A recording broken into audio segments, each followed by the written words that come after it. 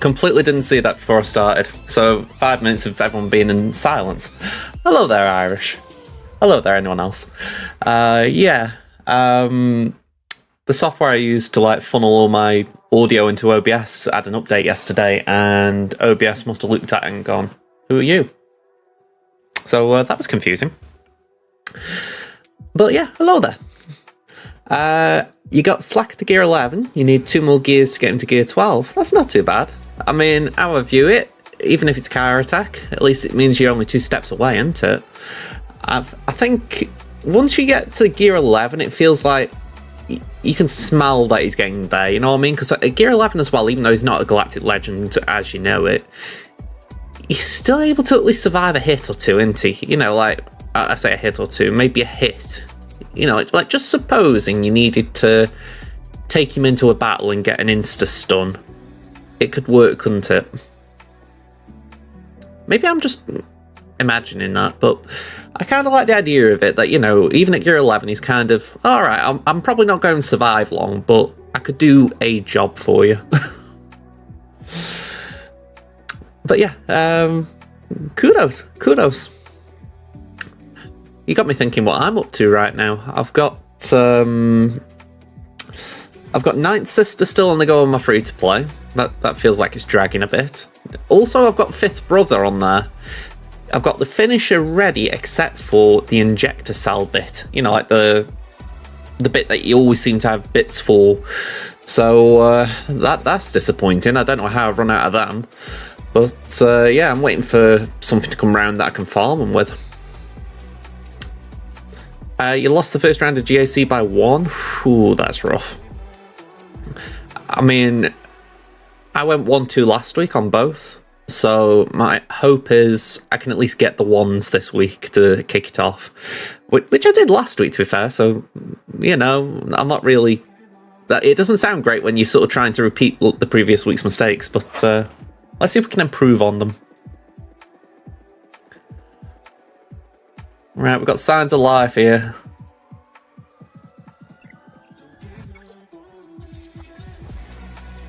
I wasn't able to do much of a climb yesterday. I was out of the house, so I didn't really have time to do battles, but I think I got 9th on my free-to-play, and I was grateful. My main didn't even drop from the previous day in 2nd.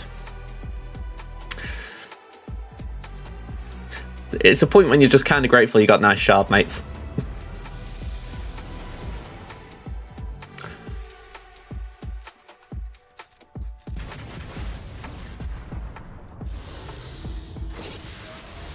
Alright, that's a nice tasty assist. Sadly no buff immunity, but at least we can do that.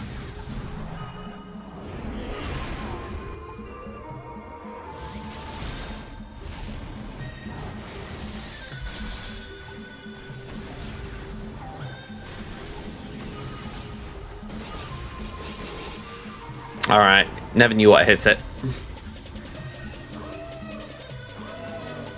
Hello, Aranya. How are we doing? Yep, I'm late. What have we got? We got 18 minutes.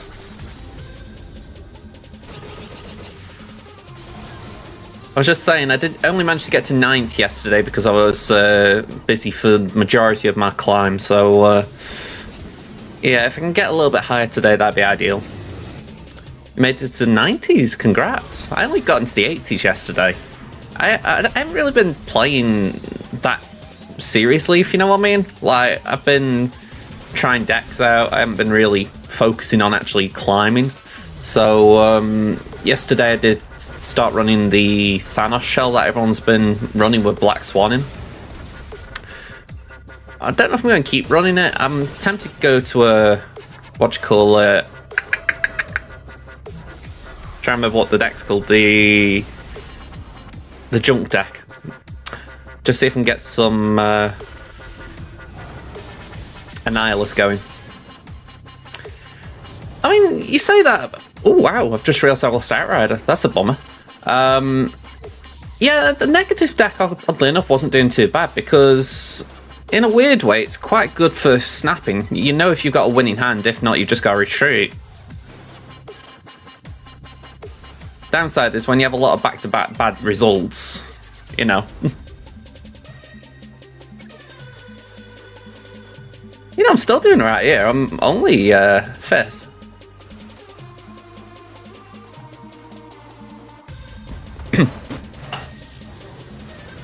I've been using that negative deck because of the little mini thing that's going on where you're collecting those... I don't know what you call them, the celebration things.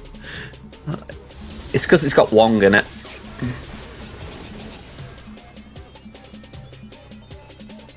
Vovan sometimes in the chat. We'll do a basic.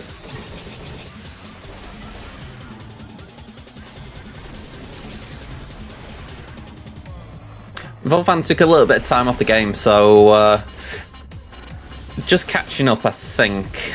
They might actually have profundity right now, but maybe it's easier climbing with exact for him.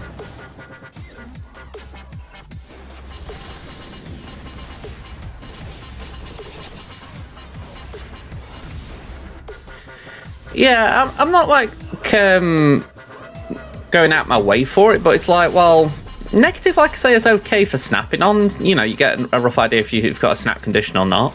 So I figured I will do at least 5 battles a day with Wong, just see if I can get it done. And then it's just try and win.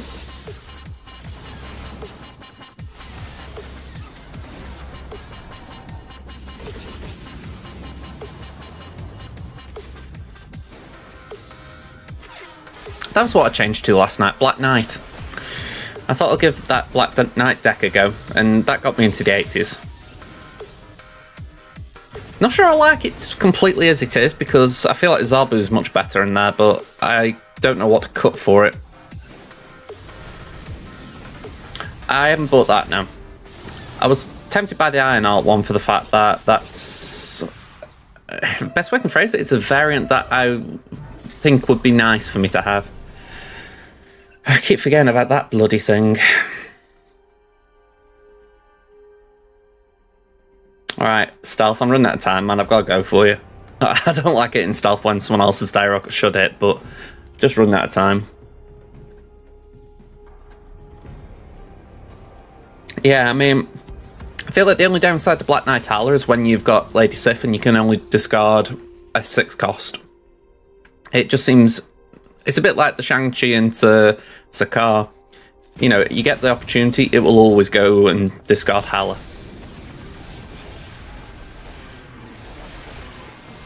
It's like an instant snap for your opponent.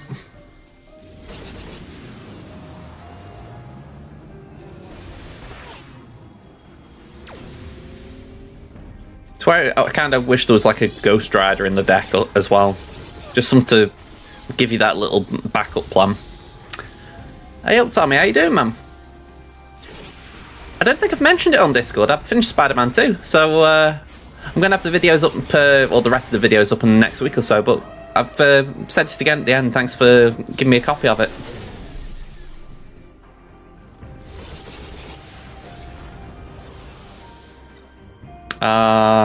Let's do that, I guess.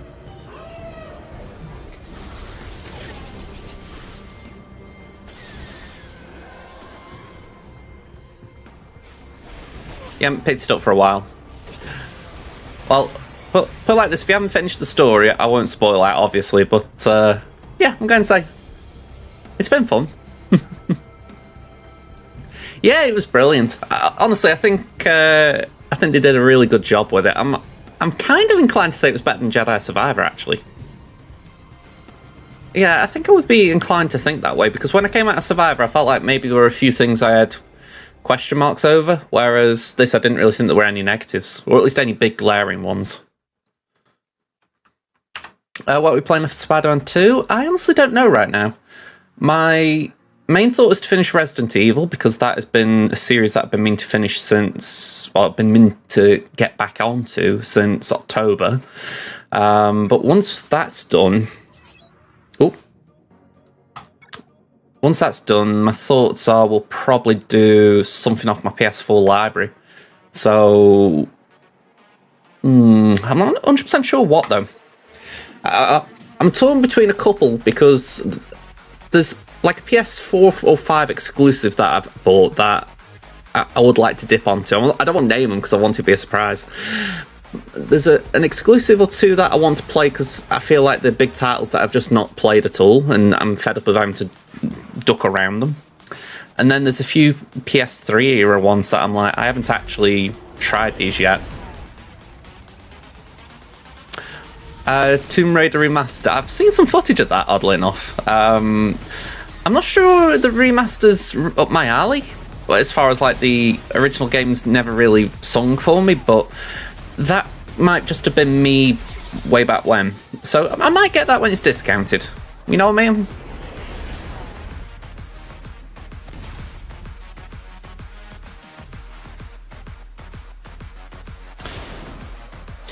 Yeah, I mean, I didn't think it was that bad, Survivor. When I say I had issues, it was more down to like the plot.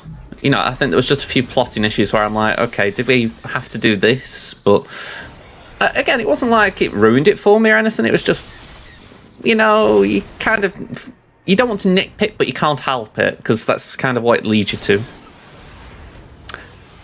And God of War is something on my mind, yeah. It wasn't what I had in mind originally, but it is one of them, yeah. Certainly hits the criteria of, have you played it? No. Do you want to play it? Yes.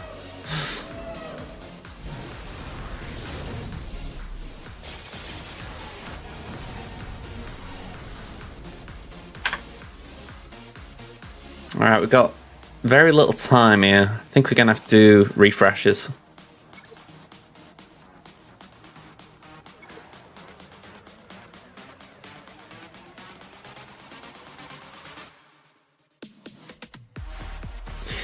Yeah, it's weird because I can't say I had any issues in that regard. I mean, for me, I had no issues with the maps. I thought they were like the original, you know.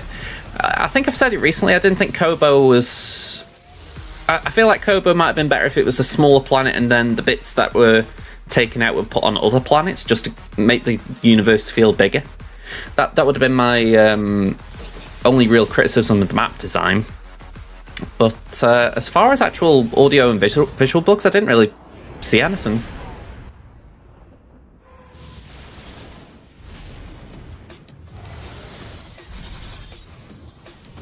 I mean, if you got that shortly after release as well, it's worth taking that into consideration as well. Maybe it's got better sense with patches, etc.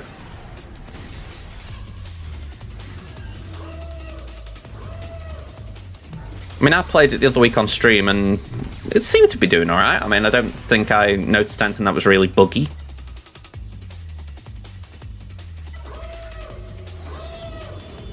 Yeah, it was last year. Best thing I could say is have a look at my stream the other week. Just see if it was looking buggy there. Or anything too buggy. It's on the PS5, so I don't know if that makes a difference for you.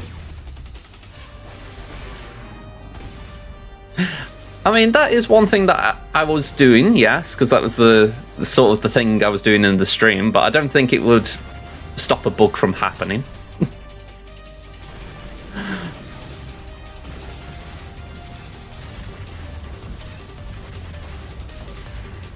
I go back to it, the start of that first stream sort of showed why it was a challenge. It's just I kind of overcome it.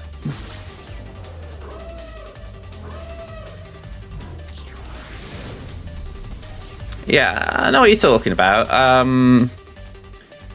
Yeah, honestly, I can't say I've heard much about that as a bug, but again, the only thing I can say is if it was early last year, maybe it's been fixed. I'm just saying, you know, as far as if you've got a bit of downtime and you're thinking, alright, I'll just pick something up, might be worth giving it another shot and just seeing if the patches have sorted the issue out for you. Even if it's one of those where you have to restart the game, you know, like start from the beginning. Could be if you go for a load file, it'll have it as it was. I kind of know the feeling. I don't tend to have that kind of experience often in games, but I do. When something does happen, I do always put it down to my luck. Ah, I get you. I get you. I mean, I think the one thing as well is when the time comes, it'll be dirt cheap, won't it? You know what I mean?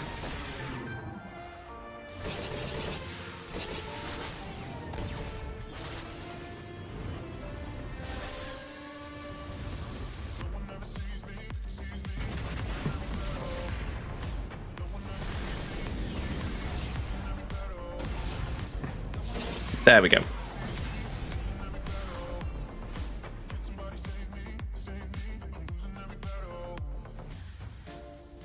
Alright, Alan, we've got 5 minutes. We can still do this. A lot of crystals spent, but it should make up for the gap.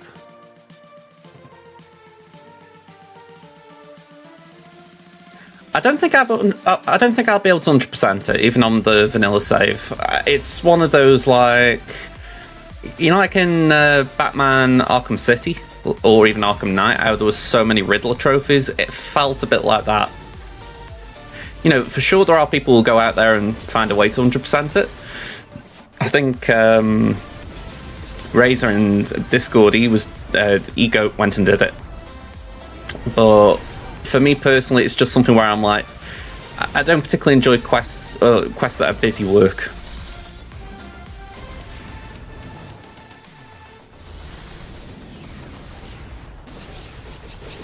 It's like with Spider-Man 2, I feel like there's a fair number that are just, how can I phrase it? The fair.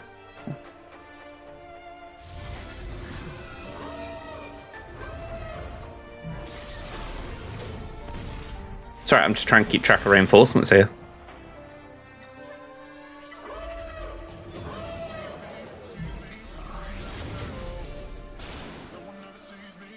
Did I get buff immunity on that? No, it's just being very polite and not taunting.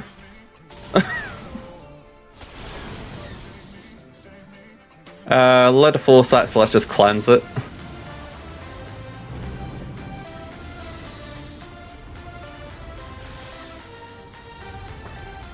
I think we're going to lose Biggs because Sith Assassin will...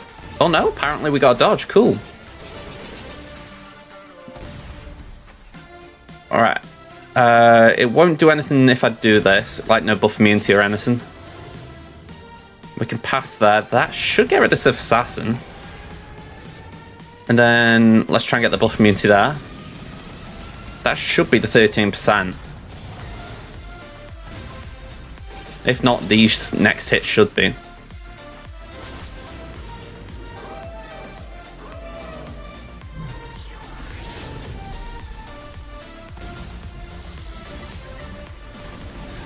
The same with God of War, the first, you tried to 100% that, but came across a side quest bug and you just never completed the game in the end. It is annoying if bugs do stop something like that. I mean, again, I don't feel like I've had too much experience with it, but you certainly hear enough tales of it. I think there was one I've heard about with Fallout 4. I don't think it was something like 100% one, but it was still a bug with a side quest, where you couldn't go and interact with one of the main companions because of a bug, and because of that, that entire side of the story was locked off to you. And I'm thinking, that's a bit of a bummer, that. You know, you kind of got to restart the game if you want to go down a certain path, you know, and it's like, I can't say I'd like that.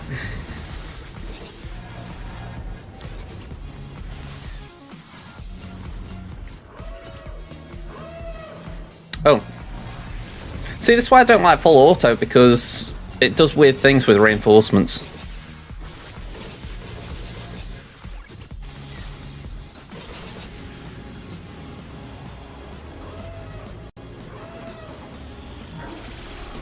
Yeah, I mean, I do like Fallout 4. It's something I keep saying I might try and do on YouTube at some point. I'm sure I did it years ago as well. Hey up, Osprey.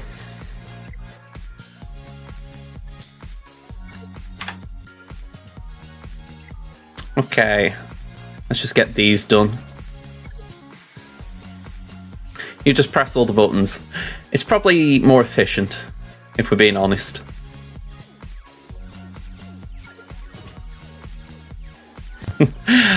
Yeah, I fell off the COD train quite a while ago. Especially with the newer ones. I've heard with the latest it's been very middling, to put it politely. At least as far as the campaign. I know no one buys it for the campaign, but you still want something decent for your money, don't you?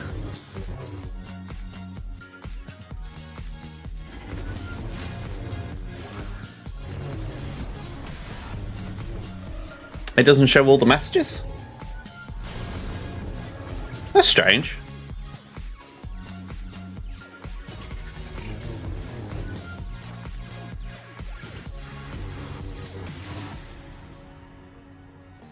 I'm just having a look. Quite rare for me on these streams, by the way. I've currently got 3 YouTube viewers and 1 on Twitch. Very rare. YouTube's ahead of Twitch. You only saw like 3 from YouTube 10 minutes ago. The bot is on as far as it doing the relay, so maybe it's just having some downtime, like the actual bot itself. Hopefully I'm conveying what's being said well enough.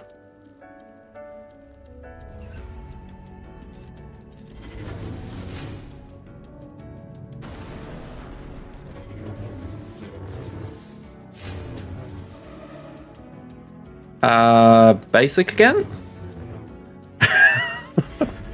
The nice and stable 480p. You know, I'm such a snob when it comes to resolutions. I don't think I could watch anything in 1440p, so thank you very much for putting up with it. It's like 480p even. I was thinking for 1440p because that's my monitor.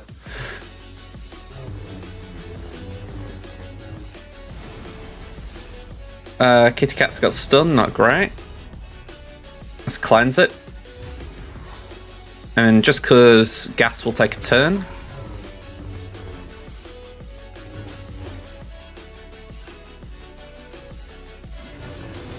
I would like to do a PC series as well once Resident Evil's done. Just talking about stuff for YouTube. I mean, I don't know how much is left with Resident Evil. I keep saying that because I haven't got Scooby. For all I know, it's got loads and loads of content left, or it's nearly at the end. But I just think to myself, when that's done, I would like to do something else on the PC. I mean, it's just choosing what to do, because I haven't got as much on my PC library.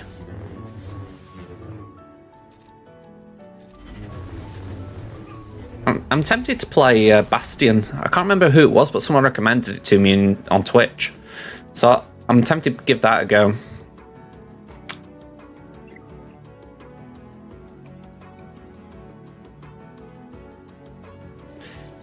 Yeah, I mean, to be fair, a bit like you say, if you've got like 480p, but maybe you're doing picture-in-picture, it's not bad. It's like the webcam here.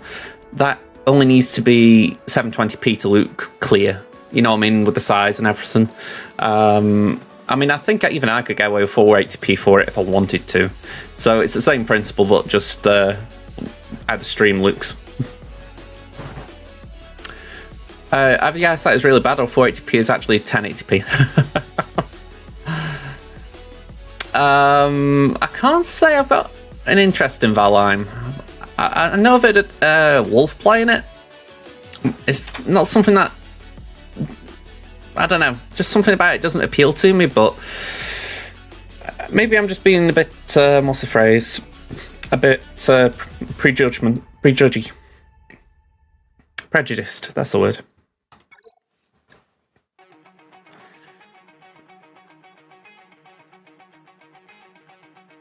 Yeah, it's like I keep getting these free games off, what's it called, Epic Games. I could do giving a few of them a go, just see what they're like.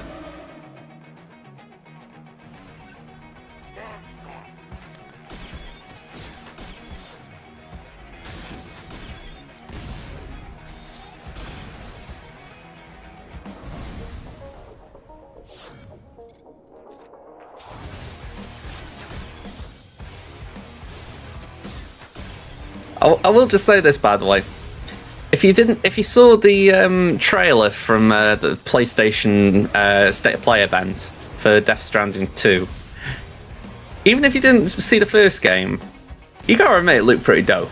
I mean, maybe it's just me because I like the game, but I'm watching it, I'm like, come on, this looks pretty cool just in a general sense. I was just thinking about some of them, like, I say the graphics, I know that's very nerdy, but just like how you've got these different environments in the game and how beautiful they look, I'm like, come on, this kind of looks like it was built for next gen. I say next gen as in, like, the next generation of consoles.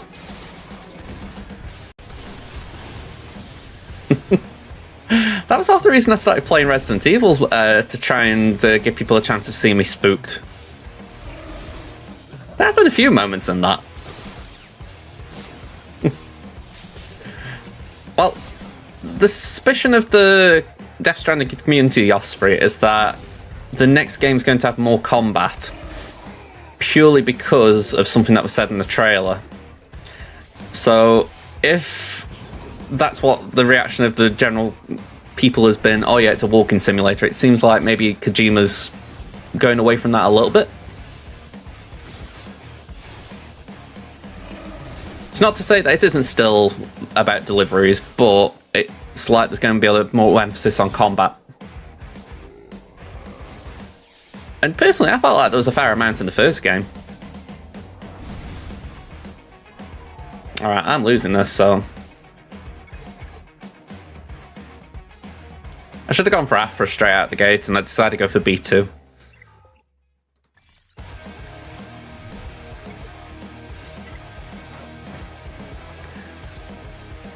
I mean, I've said it before about Death Stranding, the first one.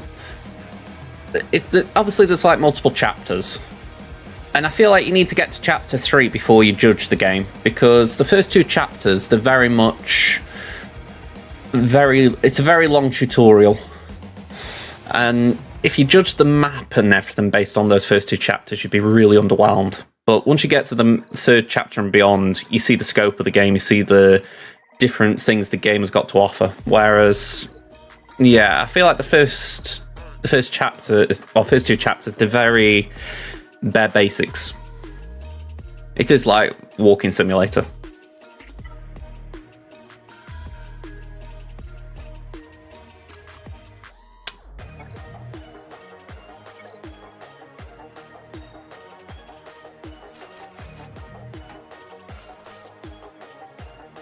Oh, not Kira.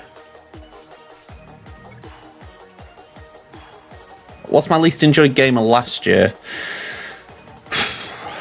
You see, that's a little bit tricky for me to say because I don't buy a lot of games now. You know, it's like... the only game I bought last year, I think, was Shadow Survivor. If you're talking about in-game purchases, yeah. But yeah, I mean, I can't really think of anything else I played last year, which is pretty bad that... or at least anything else that I bought.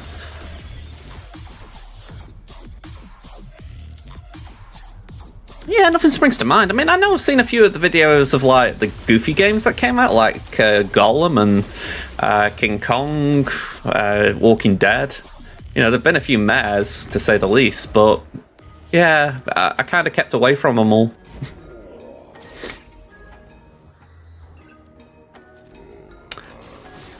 New Star Wars game, we're talking about the Outlaws? Yeah, I think it could be a bit of fun. I mean, if I'm cautious about it, it's because I haven't actually played an Ubisoft game in who knows how long, probably before Assassin's Creed came out, the first one. For whatever reason, I feel like Ubisoft's way of doing games just hasn't resonated with me for a long time. But they're doing it, so obviously I'll give it a go. Hopefully it wins me over a bit.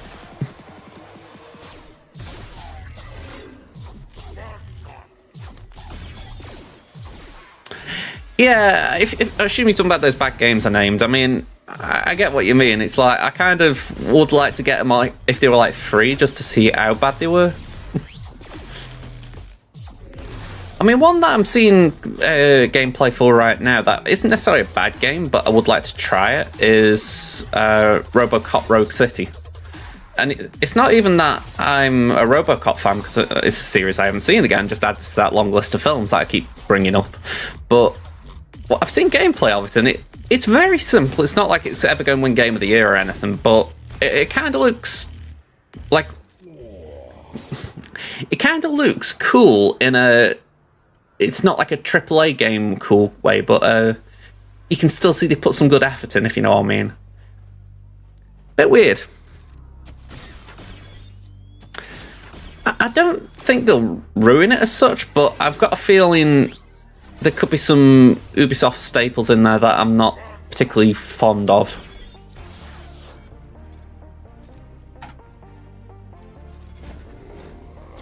It's like one of the things that I used to dislike about the Assassin's... Well, I say dislike about the Assassin's Creed game. I only ever played the first one because I just didn't like that game. And then I've never played the series after. But you hear about like all these things about, you know, you got to get radio towers and all those sort of things, and you're thinking, yeah, well, I say radio towers, that's like Far Cry into... That's the other thing as well. I've never liked the... I didn't like the... with Far Cry, I didn't like the steering controls for cars. It felt backwards. But yeah, it's things like that I think could put me off. They've just got a very weird way of doing games at times.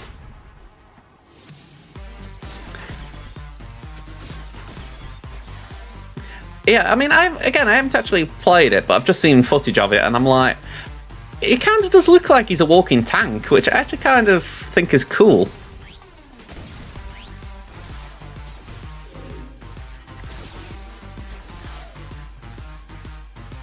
It's like back in the noughties when we had the Incredible Hulk Ultimate Destruction, was it called? I like the idea of that as far as there's a game that's just basically bombastic action. You know, I know Robocop isn't that, but just the idea of something that isn't, like, too serious. Yeah, I heard Starfield got a bit of a meh review, like you said. I didn't really get on the bandwagon for that, if I'm going to be honest. Well, I'm not saying I saw it coming or anything. That sounds very, you know, like I'm being big-headed. But I don't know. It's like I've said before, I actually like Fallout, so I wasn't like going to just completely knock it because it's Bethesda. But even at the back of my head, I was like, you know what? Even if it is good, chances are it's going to be buggy for the first year, so why not just leave it?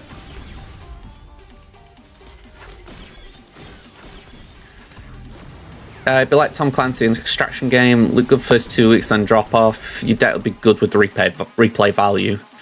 I could believe what you're getting at there. I mean, I think the interesting thing is Elden Ring was something that just came out of the blue almost. At least from my point of view, where I don't really play Souls-type games. Yeah, Baldur's Gate 3 as well. Again, it's not a game I've played, but I can imagine a lot of people... For a lot of people like myself, it came out of nowhere. You know, it's like people are just suddenly talking about it. Yeah, exactly. I mean, it could be that there was hype for those who were in the know or knew what it was going to be like, but for someone like me who's just not really into those types of games, it's like, whoa, everyone's talking about it now.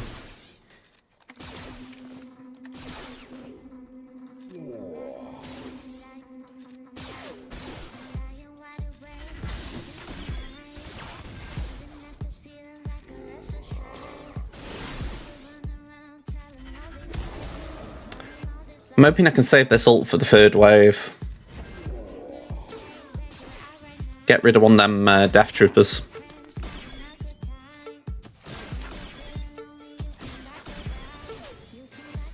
I'm sure it's been said already, but this would be so much better if they would let you put on some... You know, you've done the hard work getting a GL, could you just let us sim it?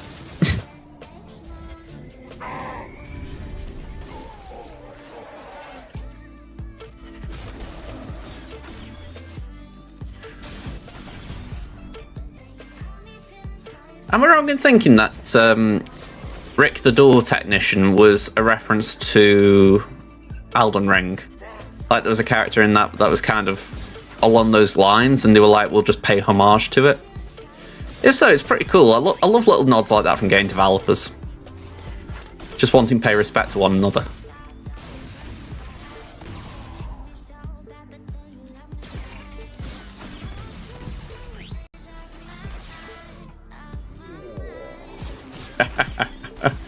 It would be funny if they tried to do something.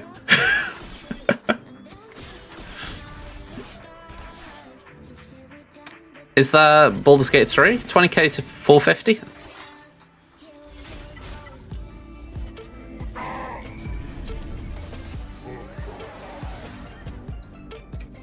I know whenever I see Wolf go live, if it isn't SWGOH, it's Baldur's Gate. I'm bringing up Wolf a lot today, I feel. But yeah, I feel like I see his go lives a lot.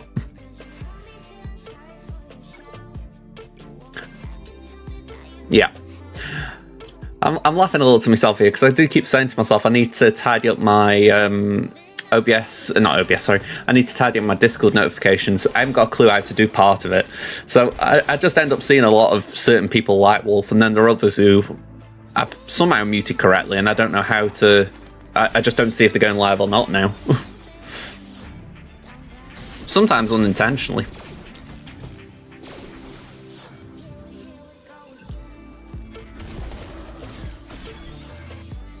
It's like Infinitum. I think I see his Twitch notifications still, but I don't see anything off him on Discord. I actually popped on his server the other day just to see if he has actually still been streaming.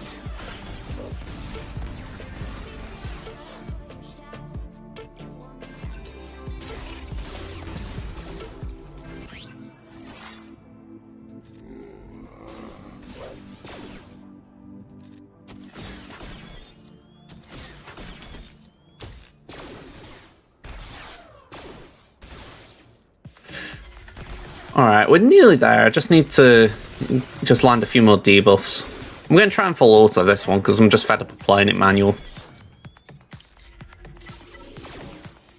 I'm hoping we can trigger it here.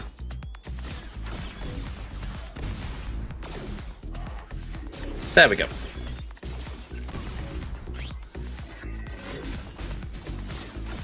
I don't know where I read it, but someone told me that Greedo's good in this, just for the fact that he's got extra thermals, he's got, if you got the Zeta, obviously he's got a stun, and a dispel. It's one of those that you think, alright, it's probably worth having him in here. I heard somewhere else Chewbacca can do it, and I'm like, I don't like that one. Whenever I run Chewbacca in here, he dies too easily.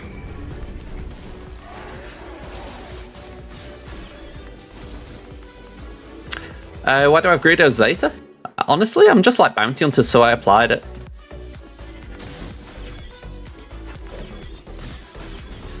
And to be fair, it isn't bad in certain situations. You know, you need a stun, it's a pretty good stun. Oh, I would, if I could, like, do some luxury modding, I would love to get Greedo's crit chance crazy high. I mean, some of the most fun I've had in this game is seeing Greedo just kill a toon on his own. I'd love him having Omicron that amplified it. Even if it was still RNG based, I would love it, just for the fact that it'd be one of those that you're like, you're playing with the lottery, but you've got a hell of a payoff if you win it. I'd love it if they did something around that. I don't know, maybe even an Omicron on his basic, where if he kills an enemy with his... actually, not his basic, on his unique. If he gets a kill with these chained basics, he revives all allies or something weird. I'm trying to think what the odds are. The Rebel one, yeah. Just came to me. I mean, you got 3 there.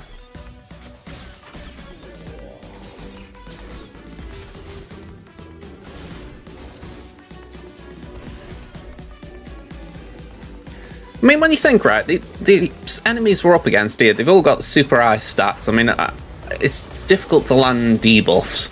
So having something that's irresistible like the stun is, I wouldn't say clutch, but it's pretty important. And when you need a contract that's based on basics, he's handy as well, because he can double tap and triple tap quite often.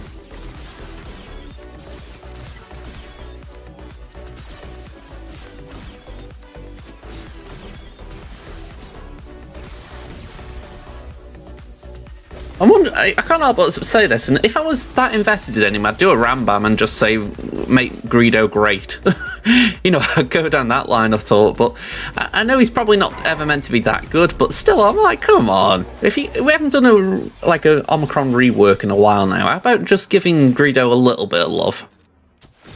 Just a little touch-up. Even if it's for a game mode no one cares about, like TB. You know, people have got Relic 6 Greedo for Jabba, so why not just give us something that maybe we could use on one of these Relic 6 planets?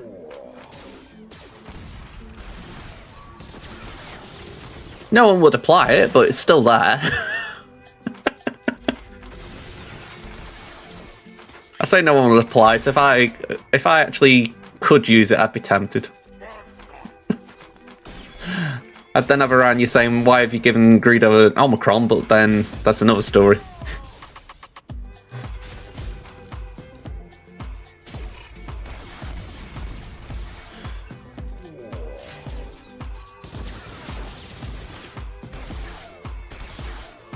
Alright, let's do that.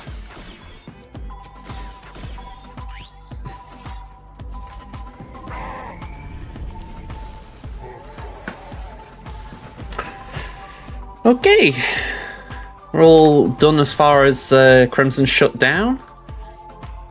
Nice amount of micro attenuators.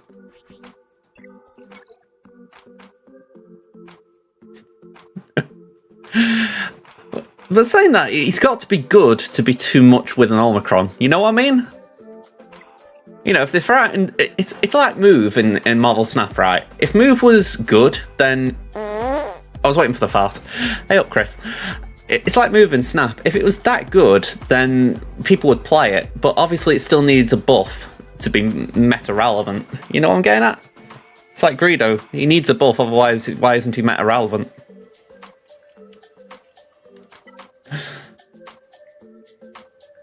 I don't think he's doing bad. I mean, I actually got Hercules the other day. I haven't really played him much. Well, I might have to give him a go in Conquest or something. Okay, you just came in time for Grand Arena, Chris. Ugh. Just stretch off the bad vibes from last week. Okay. Now, Tamin, I'm not thinking about too much other than actually playing it. Crimson, I'm just going to say right now, has got an interesting opponent as far as their guildmate is also in our bracket. So I'm curious how they both get on. I don't know why I brought up Crimson now. It's in my head because I can't help but think about how I'd love to face a guildmate at some point. And yeah, I kind of hope that if their guildmate loses, I beat them. And I won't be too upset if I lose if their guildmate wins. Do you know what I mean? All right. So, Temen beware Skywalker. The Force is strong with him.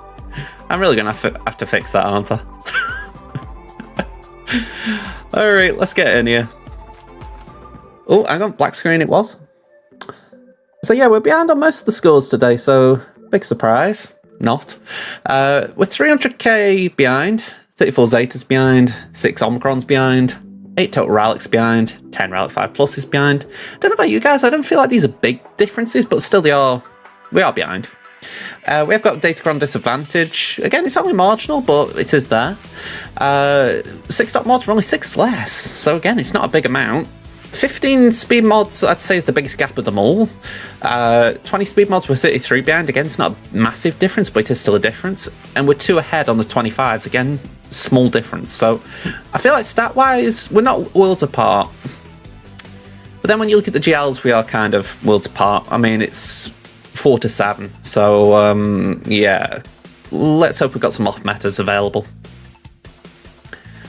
And we got older ships, so that's something at least we haven't got to worry about. Well, I say we haven't got to worry about it. We're probably going to have to face Leviathan.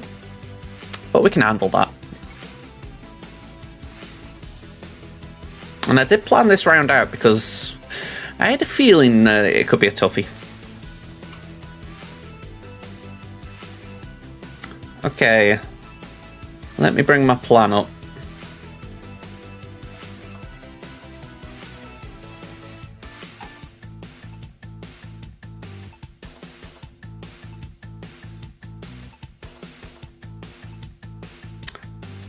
Okay, so quick defensive review. Atbar Leia and Stormtrooper Han, Vader Talon Malak, Darth Maul Sith Assassin Sith Empire Trooper, Fin Poe, and Sortie Lobot and IG-11 on defense. They've got 12 banners. I've only just noticed.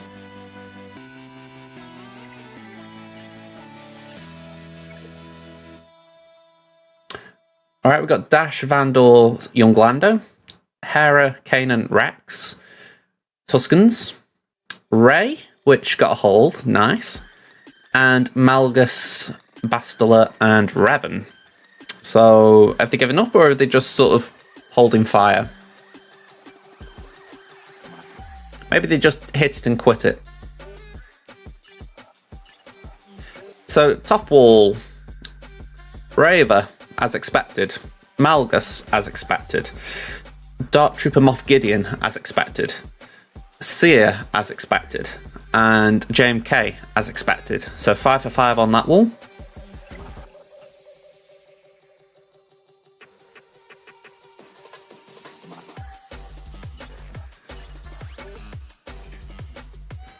South wall, Jabba, as expected. Trench, as expected. Lord Vader, as expected. Rey, as expected. And Maul, as expected. So 10 out of 10, we've got a plan. So let's bring it over here so you guys can see what I'm planning to do. We've got JML for JMK. We've got SLKR for Seer Malicos. We've got General Skywalker for the Malgus. We've got Adrad for the Dark Trooper Moff Gideon. We've got Jabba for Raver. Not 100% about that one, but that's kind of where I'm leaning right now anyway. We've got Palpatine Style Killer for Rey. Afra for Jabba. Fennec for Lord Vader. Ugh. We've got Maul for Maul again. Ugh. And we've got CLS for Trench. So definitely a few iffy ones there. But we're going to try and play with what we've got. And then, yeah, if we need to adjust, we'll adjust. Alright, so I think we start with Afra. And you're not wrong. It's, for me, it's a pleasant experience when you see someone play to plan. You think, all right, I haven't got to adjust. I've done my homework and I've been rewarded. It feels rough when they've gone against plan, because then it's like, oh. Okay, Afra, you're a babe.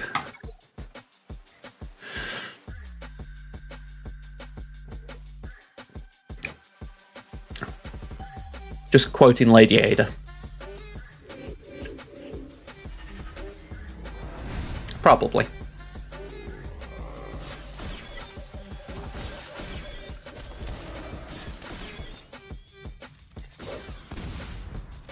Yeah, 2 ability blocks not great.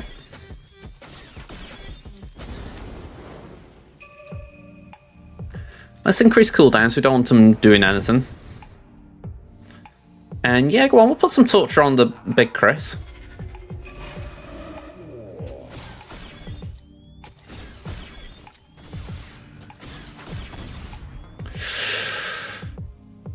Yeah, we're going to base it.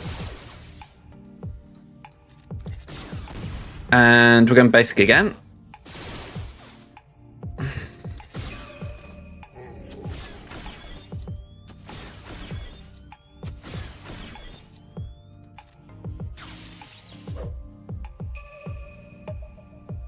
Alright, increase cooldowns again. Yeah, definitely a case of if you hit deflection, you're going to feel very frustrated, I imagine. I know I would.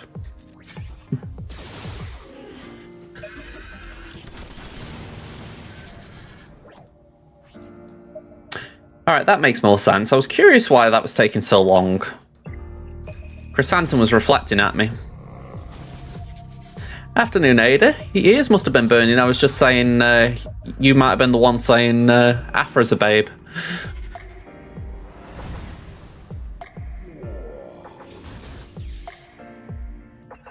Go on, we'll just waste the AoE.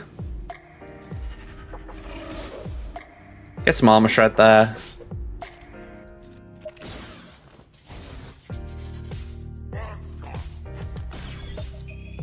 Basic. I want that Wookiee.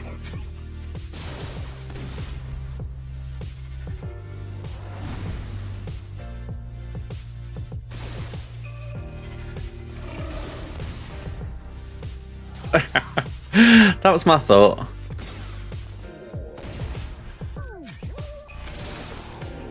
Alright, 64. It's alright, that.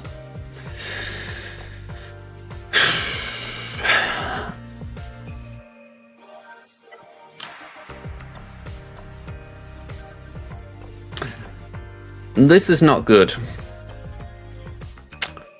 Fennec against these is a recipe for disaster.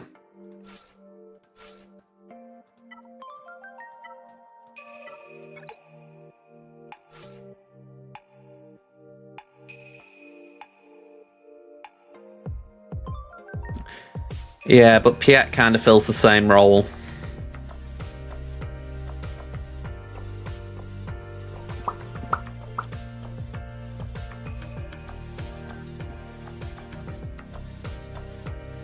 Well, kind of have to, Tommy.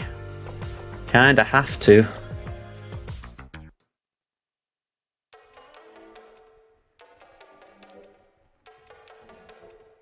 Yeah, I'm debating if I could afford to sub someone out.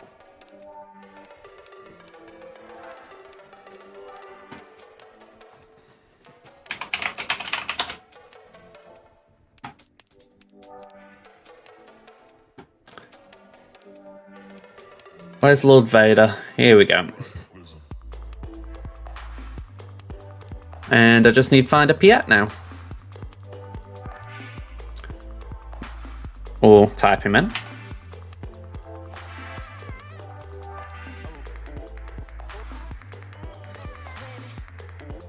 30% win rate with Mando. 42% with Beskar Mando. 100% after 5 attempts with Bosk.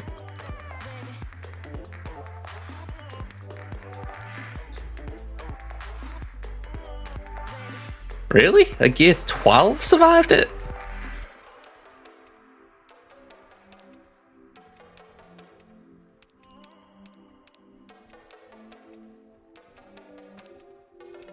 I'm not sure I'll buy that one.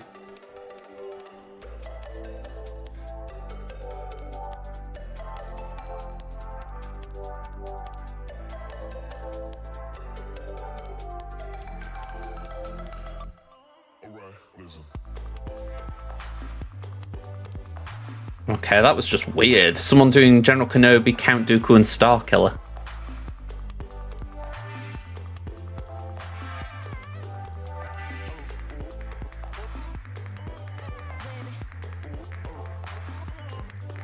Yeah, I think it might be worth trying Bosk instead of Mando. Because at least them two are turn meter synced. There isn't a mole to sort of increase cooldowns. I'm trying to think what the worst case scenario is. Well, the worst case scenario is Fennec gets fractured, but then Boss can taunt.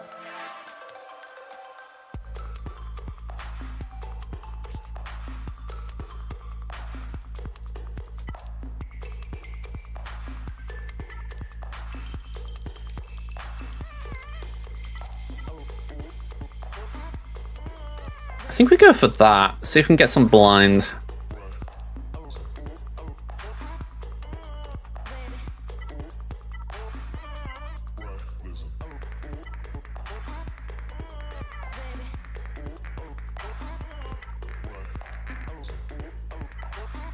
See, I haven't got a lot of stacking offense ones. That one might be better. Bit of armor pan. I don't know. I'm shooting in the dark here. I'm not seen BAM's usefulness. Yeah.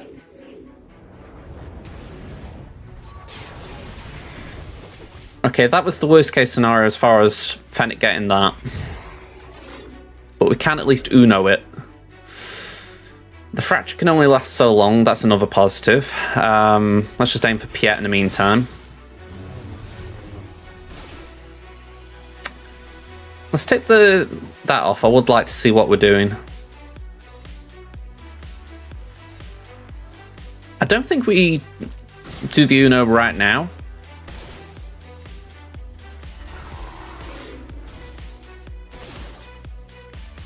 Go on, we can do it now. We've got a few dots on us.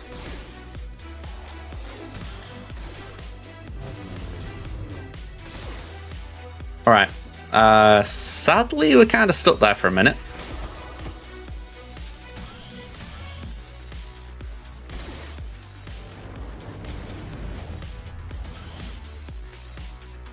Go on, we'll do the armor shroud. Come on, Grief, I need you, man. Thank you. Thank you. Alright, over that. Okay, brilliant. At least Fennec can't be kept quiet now. Lovely.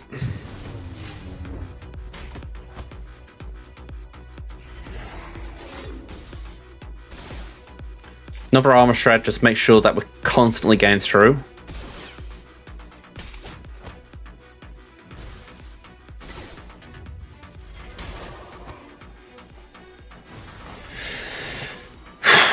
Good start.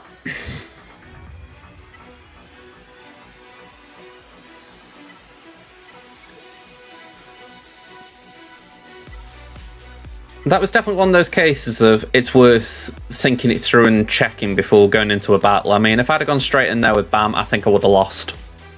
Bosk really did a lot.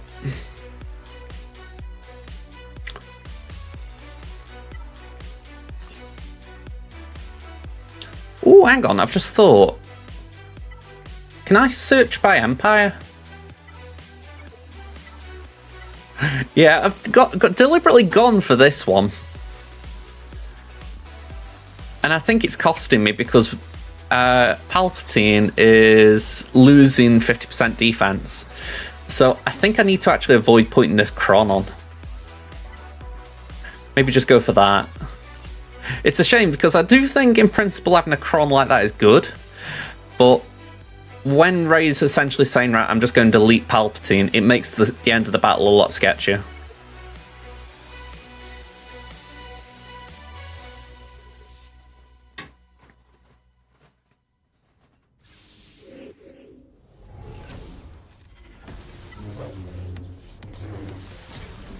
Cheers for that, RJT.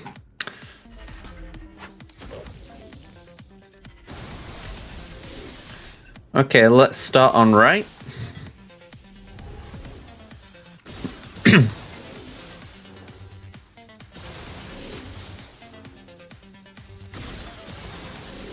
There we go, 1 DI.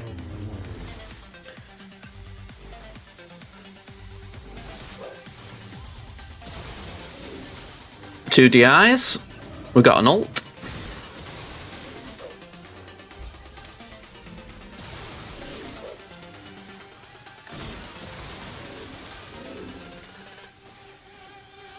Reach for the sky.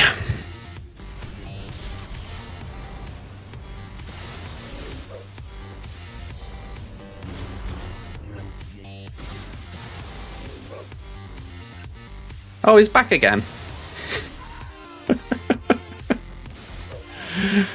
Oh, okay. I don't know why I find it funny every time. It's just the absurdity of it, like how he just... He doesn't get the message, no matter how many times you say to him, go away.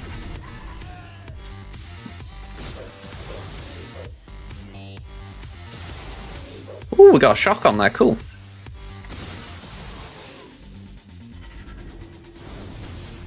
Oh, we still got to take it down one more time, that's annoying.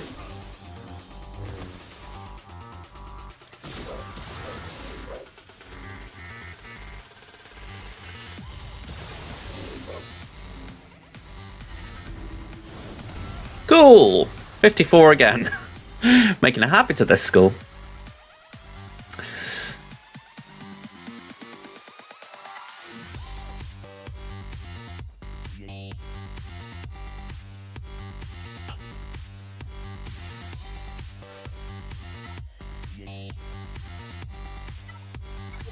I don't really know what I'm going to do with these as far as I said CLS, but I'm wondering if I could split it.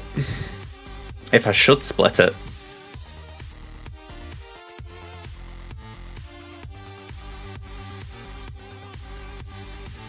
Because potentially these would be enough.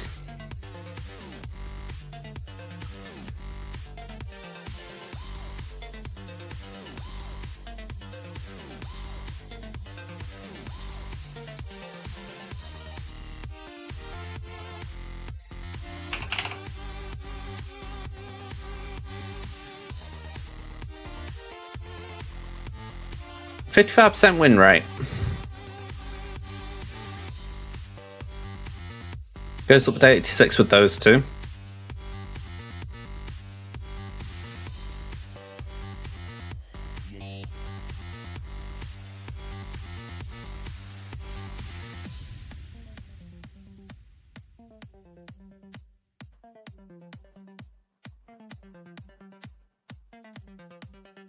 That's interesting. That's 100. I assume you need relics, but it's pretty cool to see. Mauldalorians are 93%. Now, I'm inclined to try that, actually. Because I wasn't confident with doing the Maul Mirror.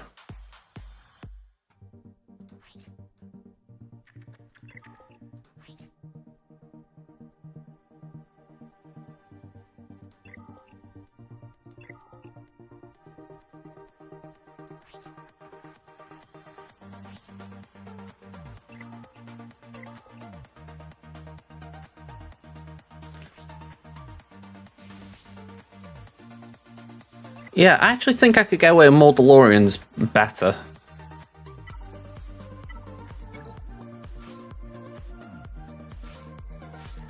I would love to give them some more attention, but right now I just can't afford to give them gear. Let's just see how it gets on, though. I know I'm losing a team if I'm wrong, but I kind of want to see how it gets on.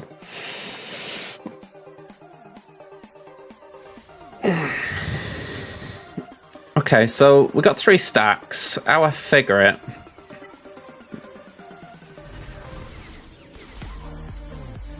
Oh, hang on, that was the wrong button, but...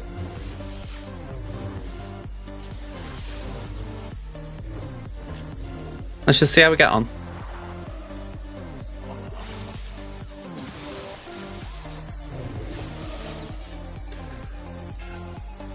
Okay, we could do that, but I don't think that's the most beneficial play.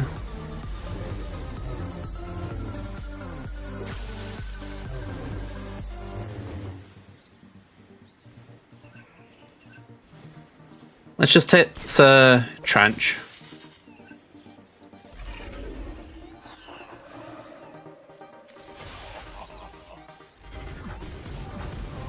Yeah, that's worth absolutely nothing. Okay. I felt it was worth a shot.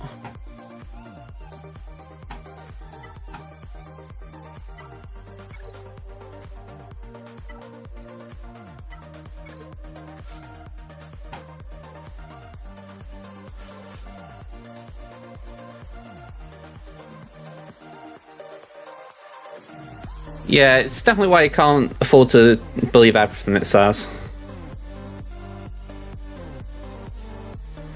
Alright. What if I... sorry, I'm thinking this one through as I go through my head. Maybe we could afford to do BAM here. With Hondo and Queel.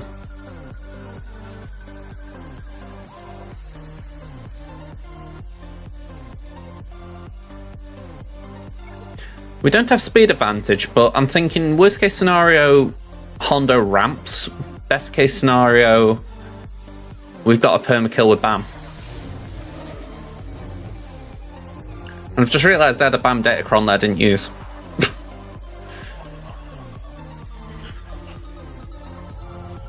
Alright, so Dooku's the one that's going to be annoying here, so let's just put something on him.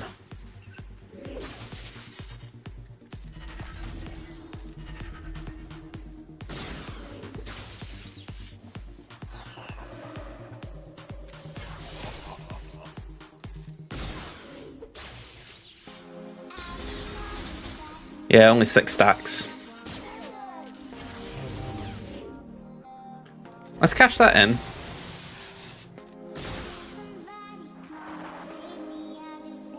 Oh yeah, true. The worst case scenario is I just lose.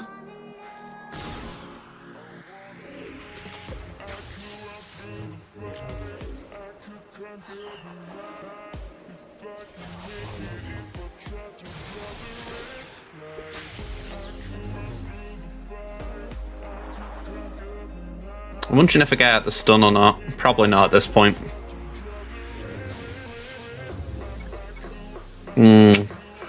Okay.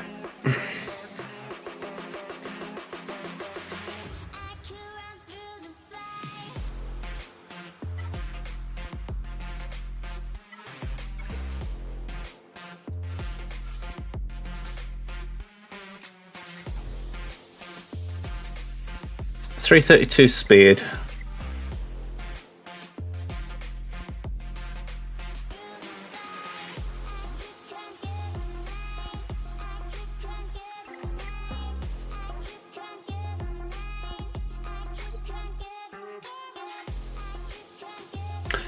I have remodded Gideon as well, so that is an option, but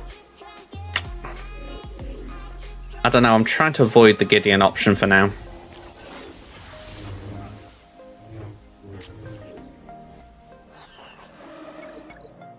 Alright, that was bad.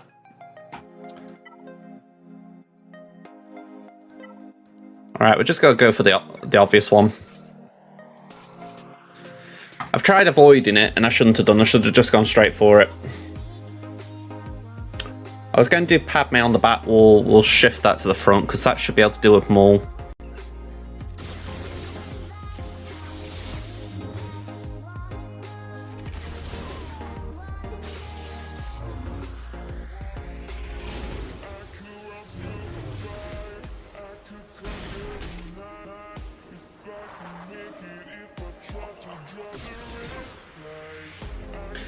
But yeah, for sure, this is the annoying thing, that I could have gone straight in with this, but I decided to gamble a bit.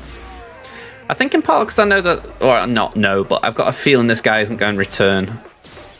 So it's like, let's just see what can work and what can't. The ban was a bit of a test. I thought Hondo would do a bit more.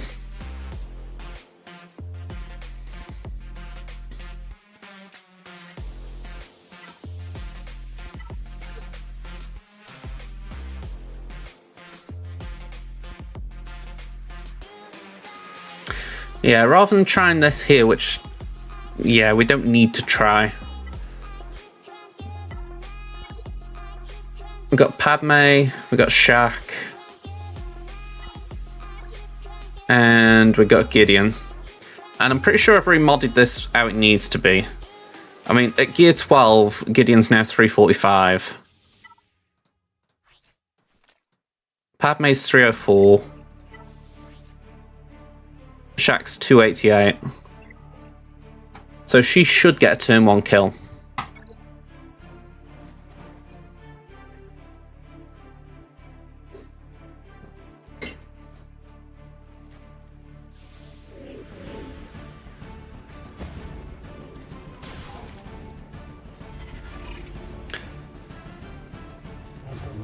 Oh, he's able to save himself.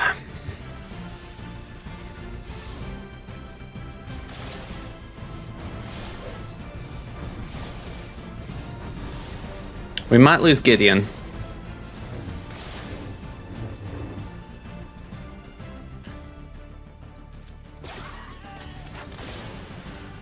Alright, cleanse the debuffs just so Gideon can take a turn.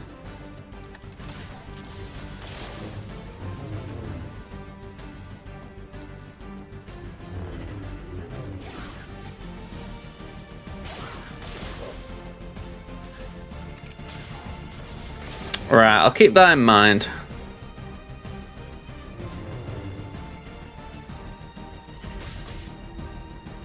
I don't think it's worked out too badly. I mean, I don't like Mole at 5 stacks there, but I think in general it's okay. Yeah, that was a waste.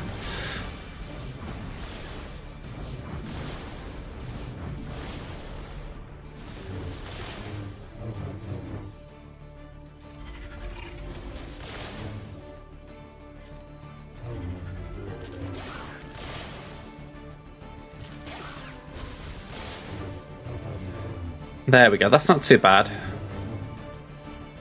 Get a stun. Oh, nearly.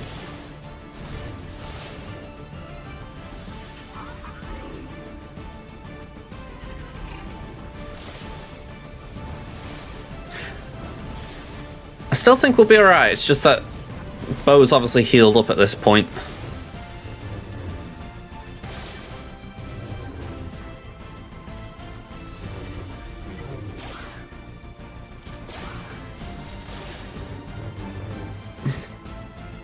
If we can land a stun on Bo, it'd be a big plus.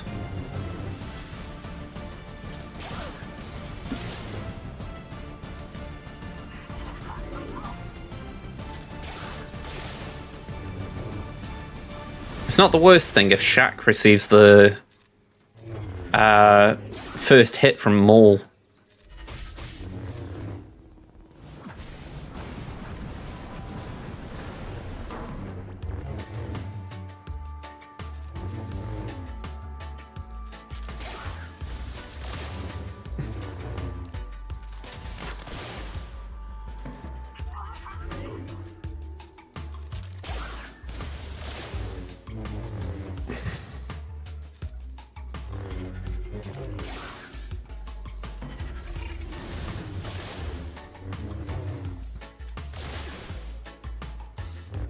Yeah, 8 stacks isn't bad.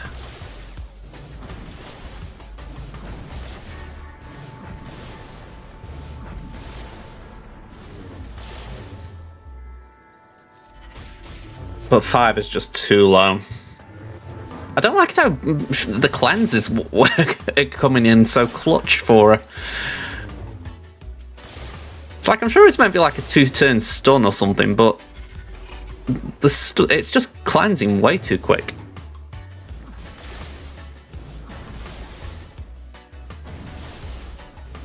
I think also, well, add if Gideon was Rowlet, this probably would have been a bit better because he wouldn't have died so easily, and you know, there is that. I thought if we got out the gate quick enough we'd be fine, but obviously a few more issues presented.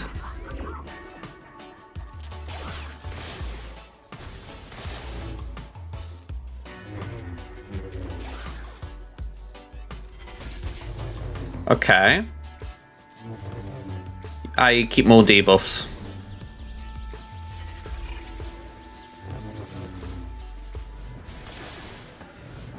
Yeah, good point that.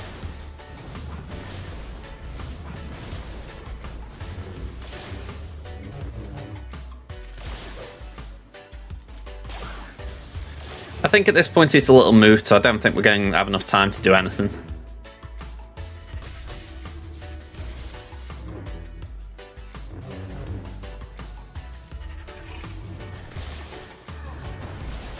It'll take Maul 15 seconds to do these hits, I bet.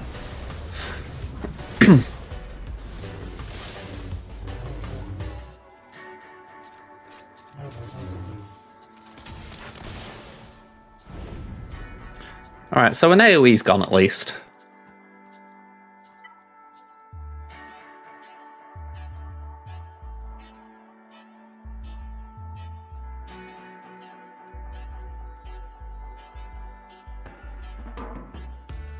Hello, Rebel, how you doing?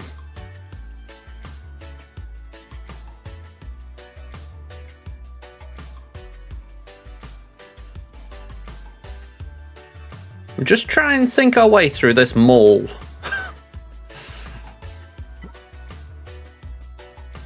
Yeah, I feel like I've made it more difficult than it needed to be in some ways. That's kind of me in a nutshell, if we're being honest, though.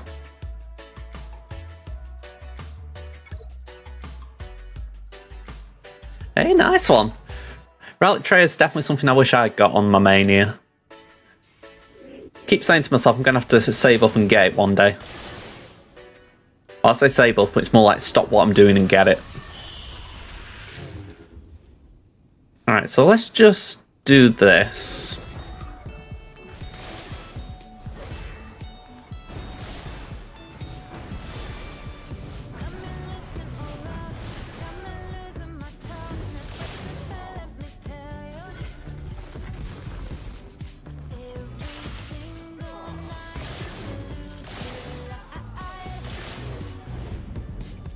Not really sure what I was going to say, I'm not really sure what I was thinking there. Yeah, Citizen, you got me there. I know what I need to a degree up top, so I'm kind of keeping things for that in mind. Maybe we can afford more Mothma?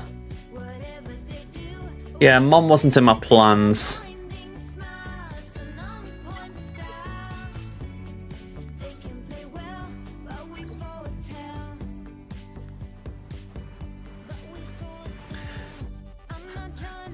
You know, it's very rare you hear Slacker going on temporary hold.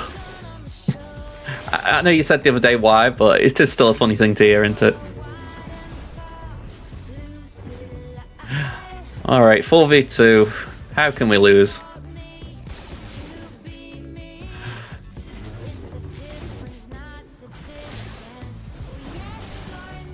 I was going to say, Kyle, feel free to take a few of those hits. Not all of them, not all of them. Yeah, it just got a bit scary there.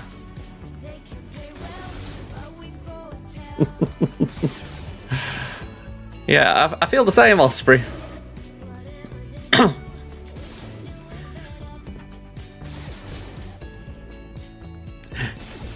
Yeah, I think that's how it is. That's what you were saying the other day, wasn't it? And I do respect it. It's like, if you can't afford to build him up properly, is it worth actually putting the investment in?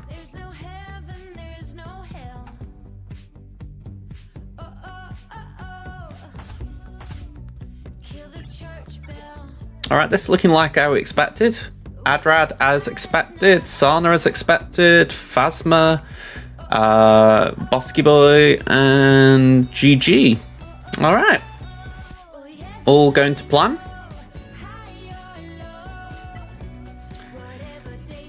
We're going to carry on the theme of the stream, if we're going to be honest. Gambling when maybe we don't need to gamble.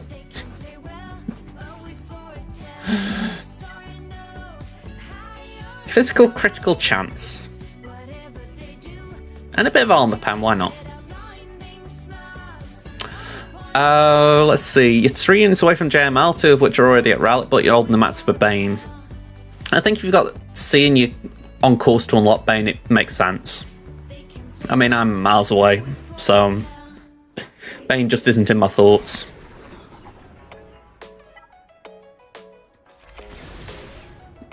Alright, here goes nothing.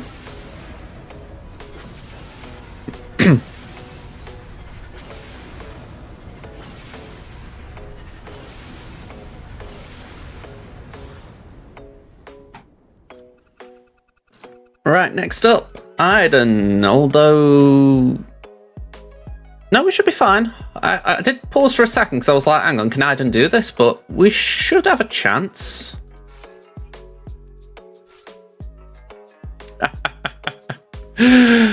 How did Rolo just keep doing that? Essentially, I've explained it before, but it's one of those that's a little tricky to explain without the units on screen. Wedge's lead combined with Rolo's special and a unique, they combine just to create an infinite loop essentially against Adrad. It's because Adrad will apply exposes and she gains turn meter via debuffs, and the cooldowns of a special also get decreased based on the number of critical hits. That's why I made sure I put physical crit chance Datacron on, just to boost it up beyond 100. To my knowledge, no. But it is a pretty cheesy 3v3 team. And also the special for Rolo can't be countered, so if someone puts in a K2, it doesn't matter. Yeah, it's It's cheesy, but when it works, it looks beautiful. I don't know if this works, by the way. If you've got the tunes at Rallick, give it a go. That is probably the RNG point of the whole thing. If you miss, essentially, it can break the turn meter loop, and then you've got like 20 stacks of expose on Rolo and she just dies. Or she can just die, I should say.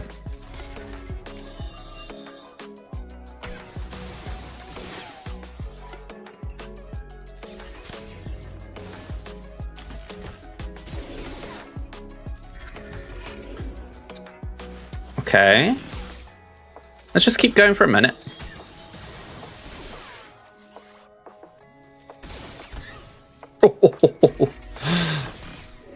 Things you love to see.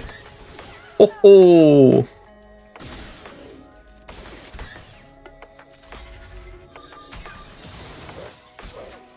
locked in with a Rallick 5 Iden. I wasn't sure what she was, but I thought she's putting in some decent numbers already.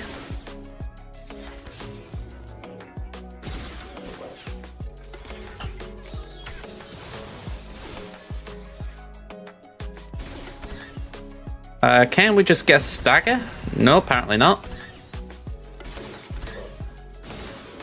I feel like I'm on the other end of the Hondo mission in... sorry, not the Hondo mission, the Young Lando mission in RTE.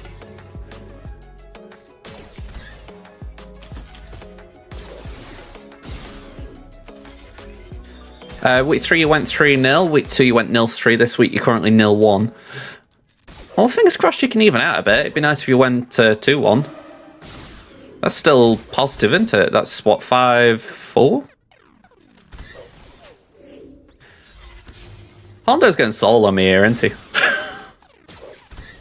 Just to prove a point.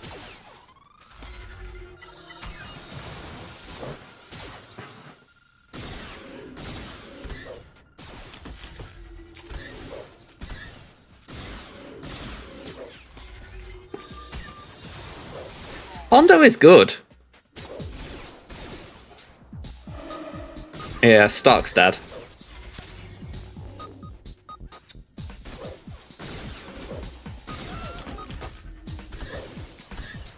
I mean, at this point, it's just a case I haven't got enough damage to get through him. Like, if I got a Death Trooper with me, it might have been alright, but I've just got no way of controlling him.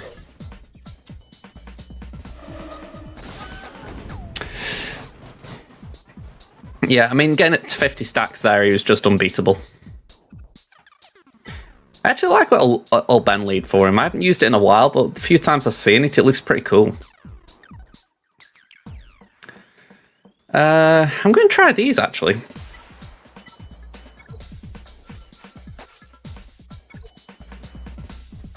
Hey, Upski. Messy but fine. How about yours?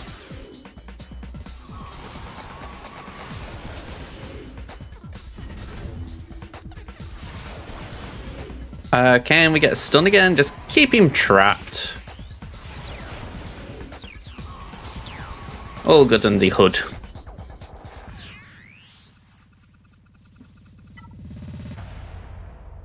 Been a lot of cheese. Opponents at 0 GLs. Wow. That sounds rare. More so at your level. I have the assumption you're higher than me. I assume that about a lot of people, though. I've just realised something. On my plan, I had put down JKL against Bounty Hunters, and I wasn't confident about that anyway. But I've just realised that now I can afford to do this because we're going to be doing JML, JKR, GMY against JMK. So these two are spare, which means I've got Rage Ally training for Bosk.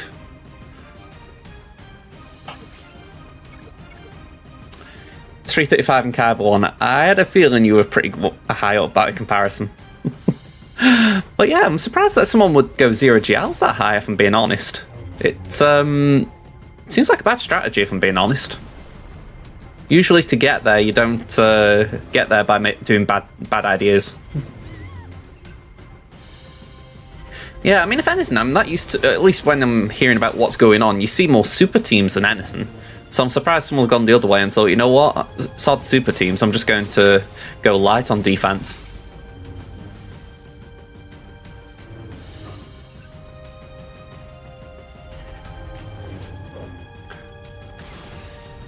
Base it? Has this guy got evasion? Yeah, I mean, how I look at it, I get efficiency players, but surely there's a point when you think, you know what, maybe I could do with putting a bit more down.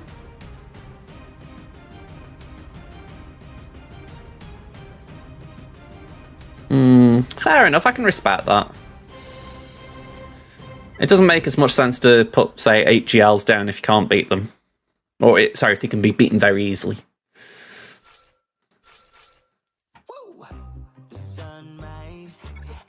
I don't know who that was, but they got very excited. Woo!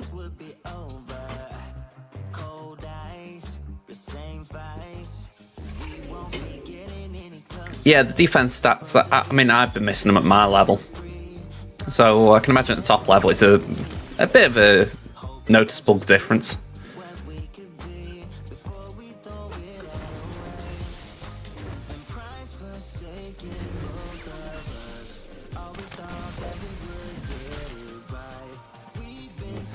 Right, I was really hoping I could get... Well, I'm saying that Bosca's got ability block, we were fine.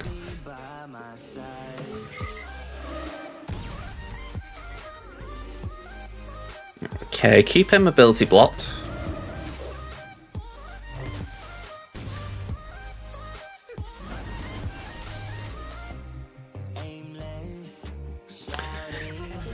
Yeah, I mean... I don't mind the super stats. I think it's just... It's best if there isn't like a crazy good Datacron as well, a bit like you're saying with Leia. I mean, we had that one not long ago with... It was when the Night Sisters had it. And I didn't mind that one. You know, I don't think there's anything too crazy in that set as far as like tunes. But the ability itself was quite nice. So you're thinking, you know what? I don't mind that. I mean, deflection this time isn't great. I will agree on that one. That's probably annoying on defense.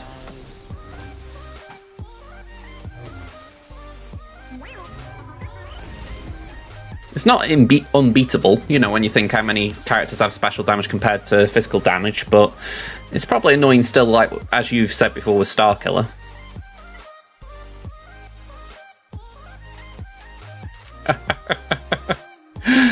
It's like fan unlucky timing, man. Let me scroll up a minute. Here we go. Yeah, I mean, I think it's valid enough.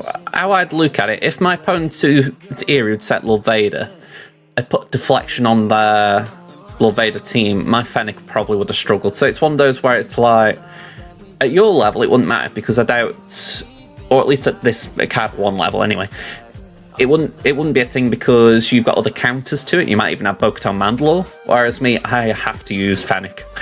So do you get where I'm coming from? It's like, I think there are times when it's like, yeah, Datacrons can be good, but they can also suck depending where you are.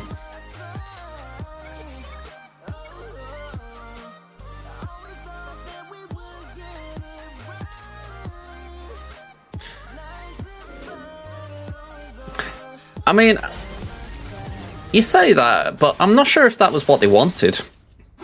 I think if they hadn't wanted Chirrut to be one-shotting GLs, they would have nerfed it when they actually fixed his Terminator again. I think that's what they fixed anyway. So I actually think they just wanted to give people a reason to relic up Chirrut. And I'm not going to lie, I've taken both him and Baze to Gear 12 since as a half measure, if you like. A bit like, you know what, I should have done this a bit ago. I know if I get the time before the set expires, I will try and get him to relic 5.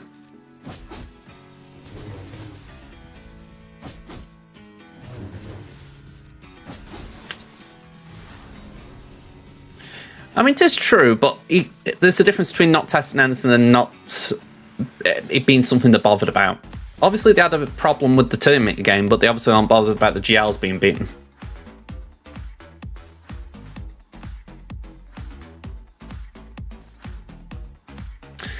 Yeah, I mean, I've said it for a while. It wouldn't surprise me if there isn't some form of GAC expansion or some change to the system so that essentially anything like super teams and the idea that there's just too many teams, that it's just not really a challenge what you set in Kaiba 1. You know, I think that might be tweaked, but I don't know when or how. Because you don't want to expand the board, really, because then it's like this takes me about an hour each account.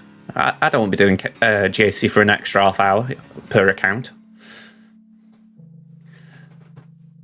Yeah, I can believe that about Saul. I mean, I think Saul's actually had a big boost with these crons lately. We're talking about Chirutan Bays, Tommy. You'll have to do something at a point because there will be a point where you'll have full GL walls. Exactly. I mean, when you think we're on 8 right now, so it's not far off until we get a full pair of walls.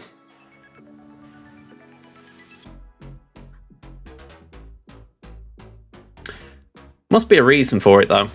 I don't think it's just because they think Saul was bad originally. I think there will be a point when they're like, you know what, Saul needs support. Well, he needs support now, but something will come at some point to help him. It'd be nice if one of those, because originally it was meant to be Wiggs and Chase that were with him, and you think it'd be nice if they got an Omicron, just to say, right, Datacrons, we can't keep giving it to, we can't keep giving them to Elevate Saw, so what we'll do is we'll give one of them an Omicron to boost it permanently. Yeah, the Leviathan was terrible. I mean, I had no sympathy over that. I was grateful in a way because it meant that I could still climb with Profundity at the time, but yeah, that was just horrendous.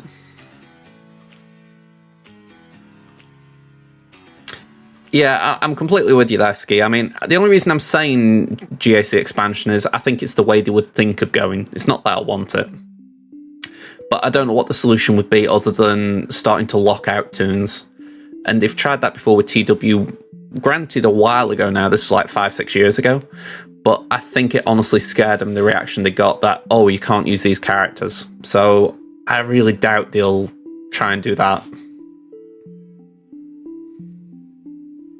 Yeah, I mean, I don't like TW for that reason as well. We aren't even in a guild where we're constantly setting 50 walls. Well, 50 team walls. So I can't see GAC benefiting from going down that same path.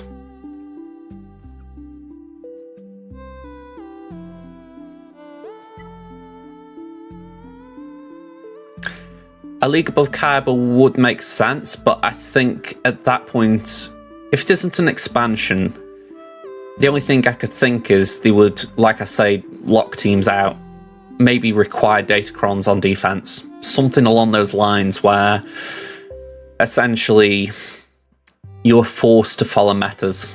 That way you can't have these super teams. Again, I keep going back to that, but I remember just seeing a bunch of people having that attitude of, all right, I'm going to set Lord Vader with Raver. And I'm like, you've put Raver's Omicrons on, so it's a sign of how confident you're feeling that you don't need Raver, the fact that you're putting him with Lord Vader. It was just bonkers to me. I'm really hoping that isn't the case, Citizen. As much as I don't always find the time to do my fleet climb, I really hope they don't do that. And hello there, Angels. I was a bit late saying that, but how you doing?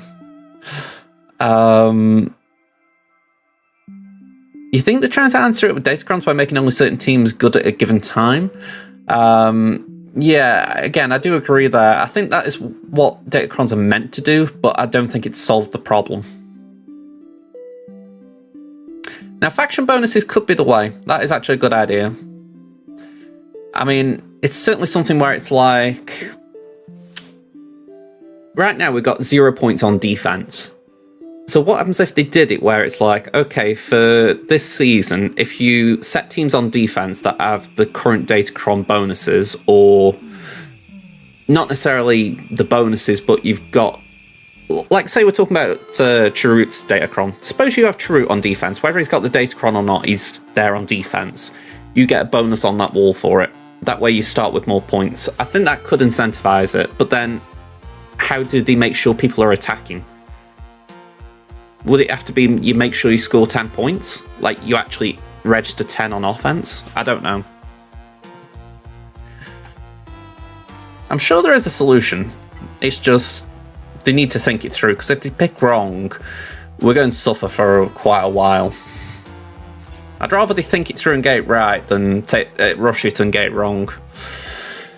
And I say that because I'm Kyber 2, I'm not Kyber 1, but usually it ripples down, at least as far as how it is right now. So I don't really want it getting messed up for me.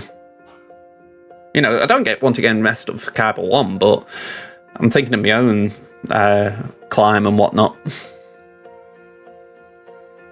Yeah, I would be amazed if there isn't something big next week, considering all that was going on last night. I mean, for a title update I'm assuming it's a title update anyway. I think that's what was in the data mine. I would assume we're going to get something big for it to be down for 1 hour. I mean, even when the raid was reworked, they took the game mode off for a week, but the game kept running.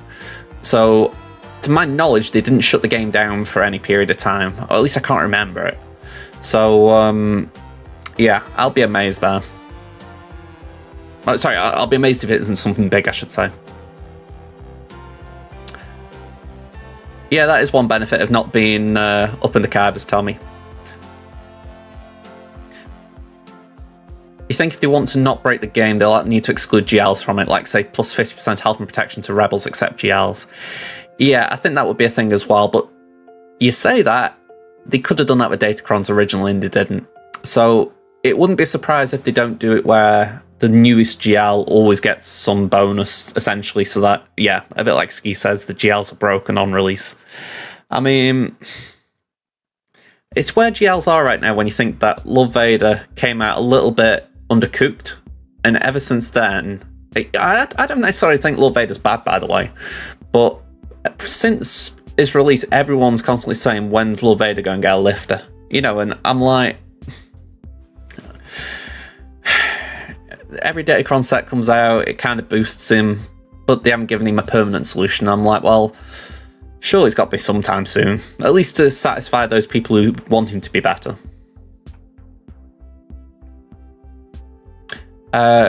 Cope, you've been trying to get out of Kyber 2 since they changed the rankings and your opponents just don't attack. I mean, I'm not trying to get out of Kyber 2, I'll be honest. I'm quite content in Kyber 2 for the simple fact I've got a smaller roster. Or I feel like I have anyway, even at 10 mil. But it's one of those where I know if I ended up in Kyber 1, I'd get absolutely smacked apart. And for the minimal crystal increase, it's not worth it for me. So I'm just quite content sort of bouncing up and down in the division.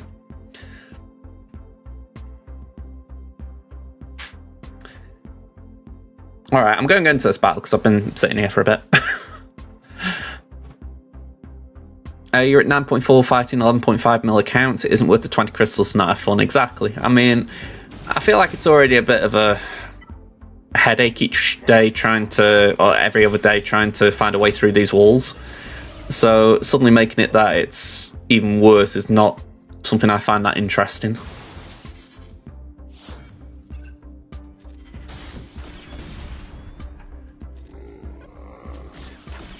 I mean, you've seen me playing today, Bomber, so you can take your own cue if you think it's less stressful.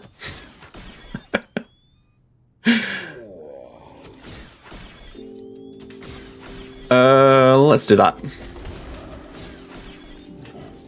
We're never going to match up, Pan.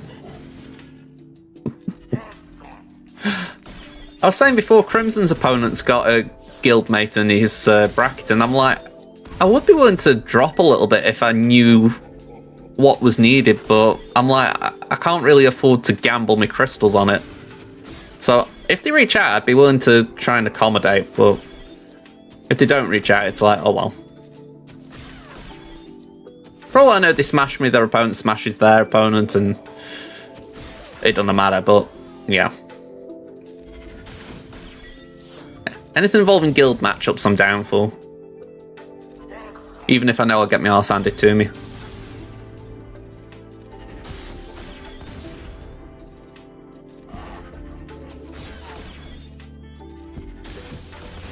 I was going to say, Jabba, can we have this ult, please?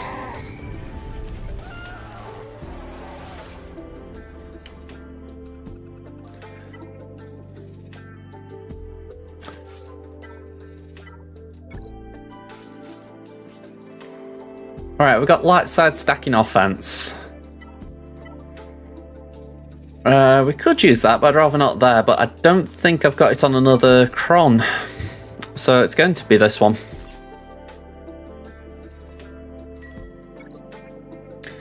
But just to follow up there, I don't like 3v3 myself. I mean, I get through it. It's not top of my list of things that I want removing from the game. I mean, Conquest is top of the things I want removing from the game.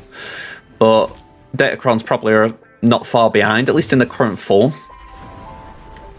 But yeah, 3v3 might be a little bit behind that.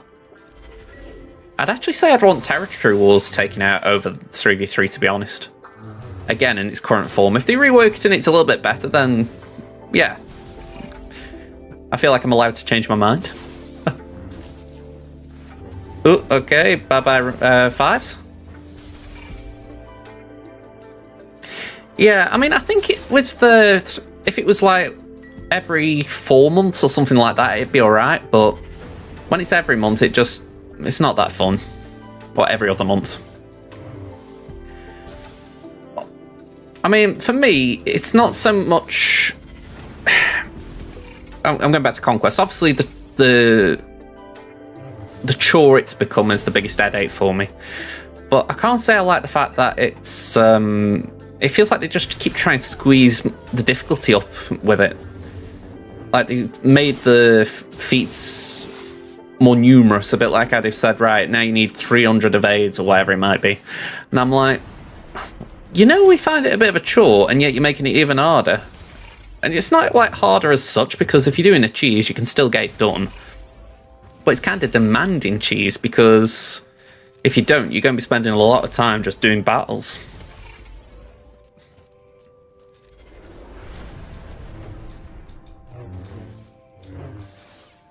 Exactly, they just upped the numbers, and I don't really get...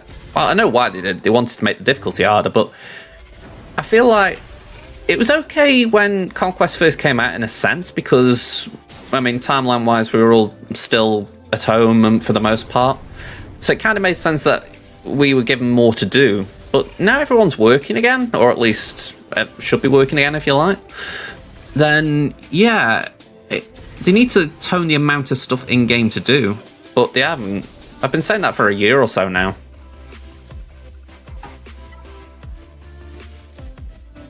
I mean, that I don't mind, Ski. I actually don't mind the puzzle solving. You know, in principle, you know, if you say to me, right, this is how you get this, I don't mind. It's the quantity that gets me. Yeah, again, I'm not going to deny that. That is the one thing about it that I don't mind, that there is a problem solving, as you say, but it's the quantity of problems. And again, to a degree, I respect it as far as, you know, I'm sure you guys have got bigger rosters that can handle it, but it does take me the best part of the 2 weeks to get to the red box. And I'm like, it just takes the fun out of the whole thing. I say the fun, but there's little fun to begin with. But that fun, if you like, that you're describing about the problem solving, it's so hard to enjoy that because there's so many mundane things to do alongside it.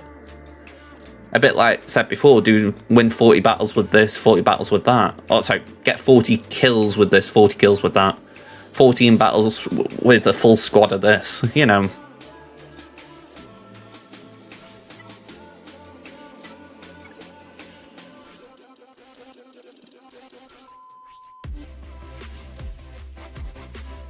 And that is a slight issue as well, but I can kind of respect that as far as not having the same pieces, because if anything, it encourages different problem solutions, but then I also don't like it when not everyone can do it. You know, it's like when they put things in like, not this cycle, but the one before it was like Doubt. If you hadn't got Malgus or Afra, you just simply couldn't do it. And for me, that ain't good, because it's blocking, what was it, maybe 10 tickets off?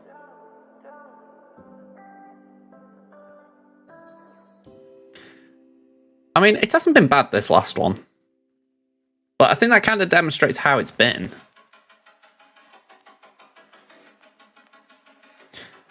Yeah, I mean, I don't like that they require the newest characters either. I mean, I know the argument is if you complete your Conquest, you get the Conquest character and you can afford to use them. But it's like when, in this past set, we've had Jedi Knight Cal Kestis, who's only had 2 runs. We've had Lightside Mandos, which while you can do it without Bo-Katan Mandalore, it's kind of implied that it's easier to do with her. Do you know what I mean? It's like, I've not been doing that feat purely because trying to make lightside Mandos work is more of a headache for me than not, especially with my Mandos. And then we got Galactic Legend Leia Organa for a feat as well. That's off the top of my head. I'm sure there's a Dark Trooper Moff Gideon one as well. And I'm not saying you can't do them. You know, at least if you've got the character available, you can't do them. It's more just a case of they are really trying to force these new things in.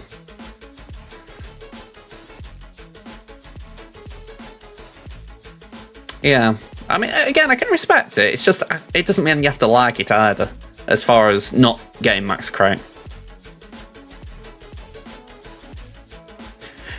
Yeah, again, I'm not saying you can't do it, it's just more, it's a headache for me. I mean,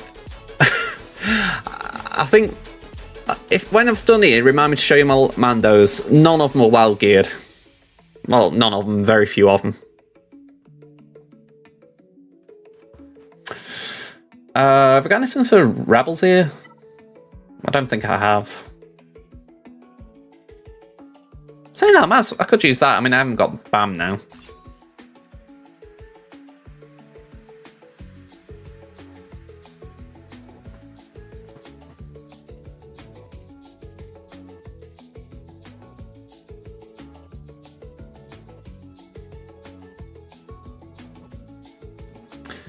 Yeah, I mean, I haven't got my Rallic, that's the thing for me. I mean, I think my Bo-Katan's something like Gear 8. Armor about the same. I'm trying to think who the other light sides are. Sabine I got to Rallic 3 because of that pack. Mando I've got to Rallic 5 because of the pack, but I'd already got him there. And I've got BAM at Rallic 7. So I've got a couple of options, but it's not ideal.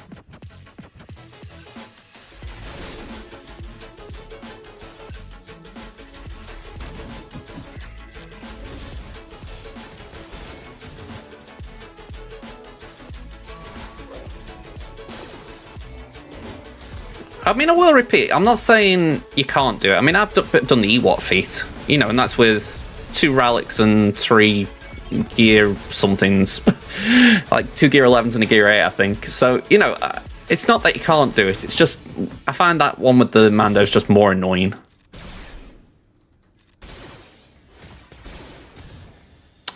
I don't know. Actually, I think he has got the Datacron. Yeah. A little bit weird.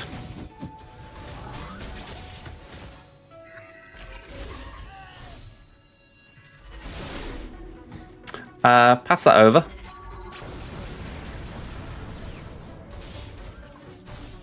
Yeah, I sometimes think that's what people think when they see Datacrons. They're like, that's the good one, that's all I need to know. They don't actually read what's in it.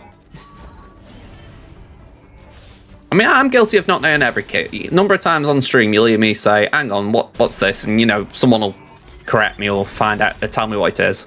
You know, so I'm not saying I'm immune to not knowing things, but there are some mistakes you see and you think, you really didn't know that?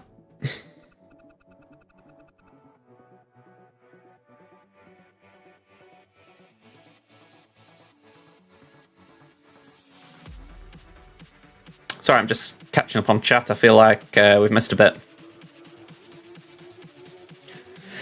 I mean, that's kind of what I'd say, Pen. I mean, Kit, who's in stream sometimes, he's got about big as roster as you've got, Pen. And so that's like top end Cabba 2, I'd say, if you're playing to your max. And actually, even bottom of Cabba 1 if you're playing to your max, I'd say. And how I view it, he could get red crate every time, but it's just the chore of it, I think, that puts him off. You know, and it kind of gets me, because I'd love that roster in the sense of, I haven't got Lord Vader, I haven't got Sith Eternal, etc. While Sith Eternal doesn't do anything in Conquest, it's that flexibility that you've got, like, oh, I can just throw him in as a Sith kind of thing. You know, and I think that is the thing where it's not about what you've got, it's about have you got the mentality to actually go through the Conquest. And I do it, but it's more because I feel like I'm going to miss out on something big if I don't do it. It's not because I think I really want to do this.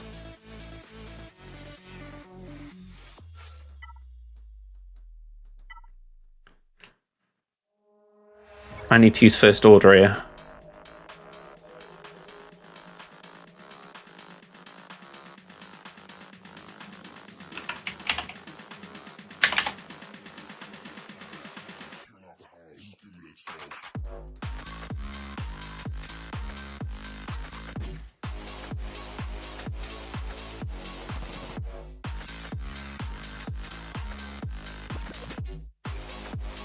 Let's see what the two on Malikos.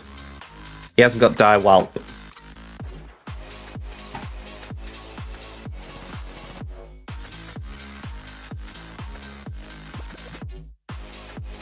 And I need you to use Slacker. Alright, that looks promising. Hooks and crew.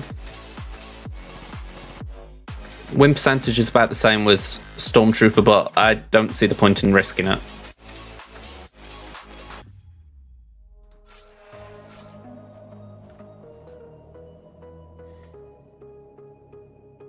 Yeah, I mean, I don't see... I don't get why people would spend money on Datacrons, even for be competitive. Do you know what I mean? It's like... If you've got disposable income, I do get it to a degree. But if you've got like a budget, I certainly think it's a weird thing to spend your money on. But in terms of like refreshes and conquest, I kind of get it. But even then, like you say, it's all temporary. How did Puxday do, man? By the way, I've just seen your little avatar, shall we call it. I like it. Well, it looks like that anyway, the P and the J. Looks cool. Ski, you're loving all the teams that can be Jarwood with this Kron set. You know, I've seen a few people beating things with Jawas, or at least on GACN site. It does make me wish I'd got them. I really need to set up a forfeit where I have to farm them. I would suffer badly, but it would probably give me a fun reward at the end. Alright, stun. Stun. And can I go for a threesome? No, apparently not.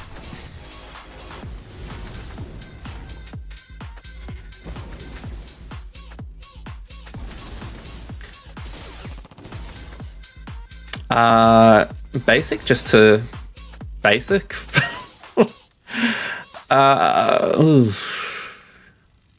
Seer will be the biggest pain. At least imminently.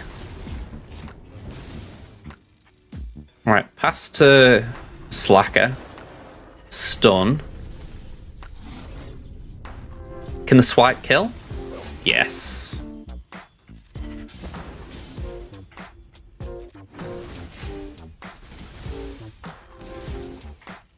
This is where I miss 5v5. Could just get so many assists off Sith Trooper.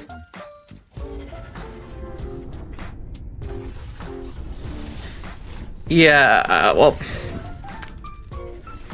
I kind of respect that, Ski. I kind of respect that, because I've seen a number of people in Kyber 2 I've looked at, I thought, wow, you've not got a lot on your roster. But then they've got, like, some massive OP Datacron from... Well, like, for instance, I think I've seen a few in recent months where they've had the Malikos one. Everything else on the roster is pretty trash, but that was the thing that was winning them rounds. So I do respect that, but I don't know. It feels weird recommending go for Datacrons purely for that reason. You changed it years ago, can't remember where you got it from. Twitch app now has this really annoying thing where it refuses to auto-capitalise letters. I don't know what to say to that. Go and say I don't really chat too much on Twitch. At least on the Twitch app, I usually have my browser open. Yeah, a little bit weird. You might quit SWGOH, Angels. I mean, I'm not one to talk. I've quit once and come back. I'm a sucker for bad things, I guess.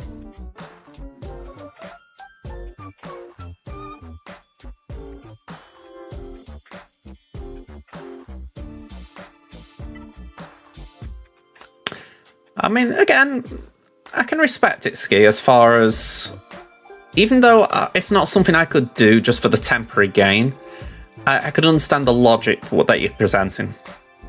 Yeah, if anything, I don't think I would personally do that myself as far as from your suggestion, but I could understand what, just based on what you're saying, how some people would think that is a way to go.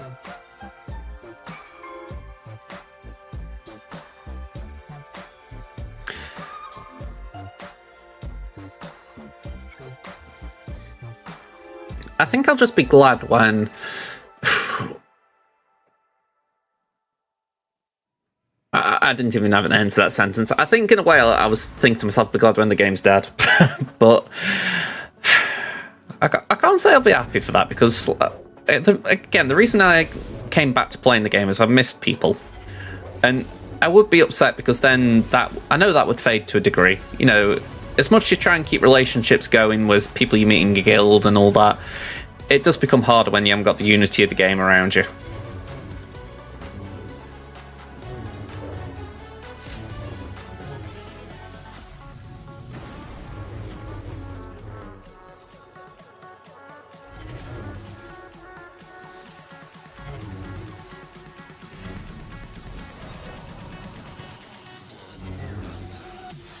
Alright, we're nearly there.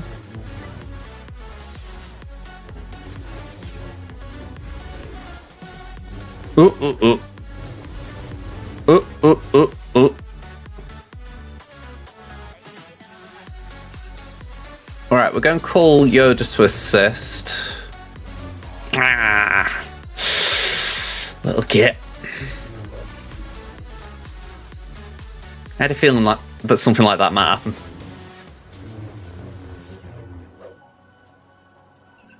Alright, we're gonna have to keep you in the game, Yoda.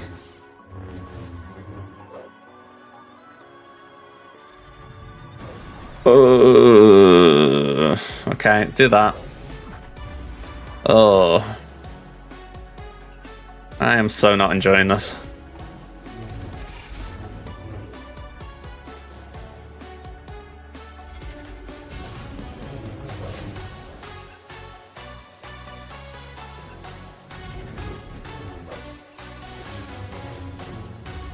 Right, they've got their ult again.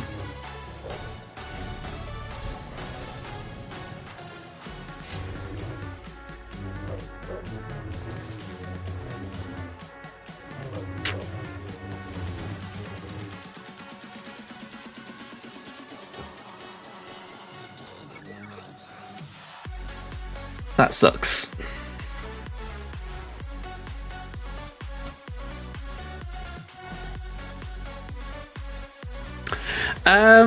Yeah, Reels has actually been in reasonably recent on YouTube, actually.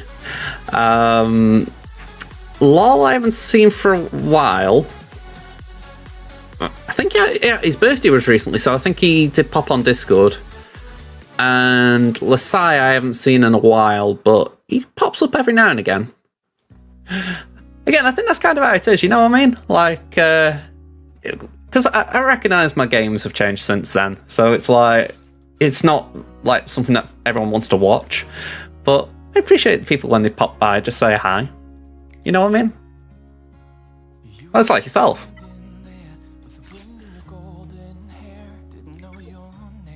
I think it's good to catch up and just see how everyone's doing still.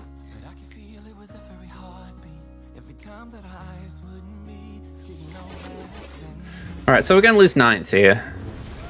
My hope is we can just do enough to get Ahsoka out. Or even GK.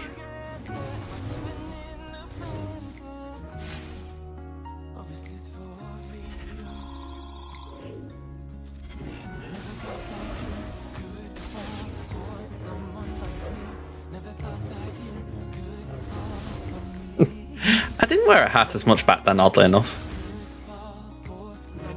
Look at any of my old Hitman videos on the YouTube channel and you'll probably see I didn't wear it that often.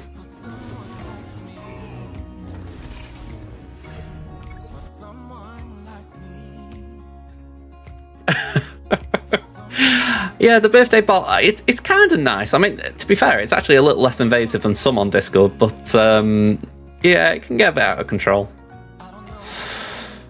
I've got nothing that can get through this, and that's a bummer, because we've done well up to this point, and then bleeding JML lets me down against JMK.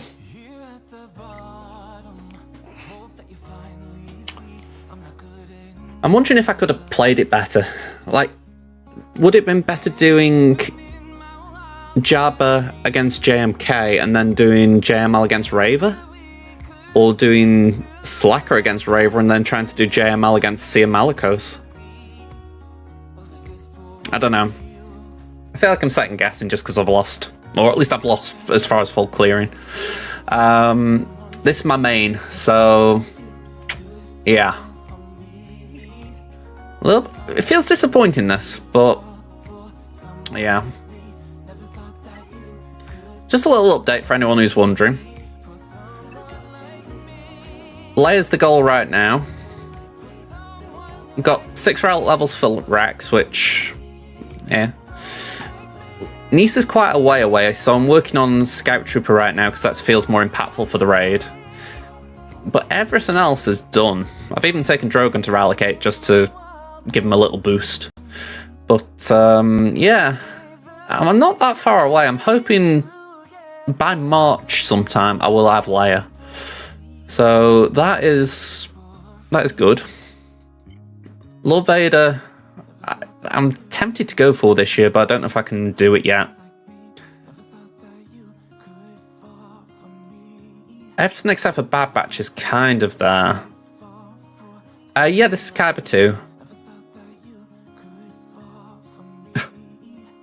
I mean, these 3 have all got gear sort of looking at me as if to say, go on, apply it, but I don't really want to do it yet.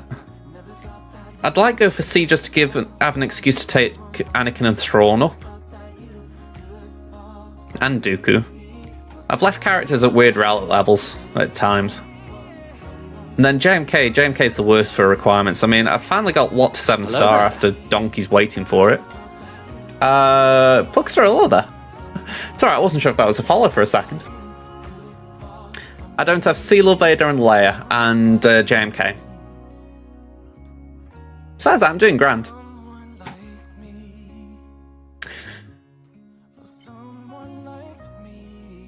We've got the requirements for Calcasters done, so we're just waiting for the event to come around. I'm slowly working on the Bo-Katan Mandalore requirements. So I'm trying to keep up with what's meta here. But yeah, there's things like these Mandos that are kind of suffering. I mean, I said before I will show it. I don't feel like I've got great Mandalorians. It'd be nice if we could take Canderous up to Rallic, because I know he's very nice at Rallic. Django, obviously, at some point would be really nice for JMK. Fire the ion cannons! Just redeemed, say fire the iron cannons. Kenobi, I can understand the logic for it, especially with the Mandalorian side farm.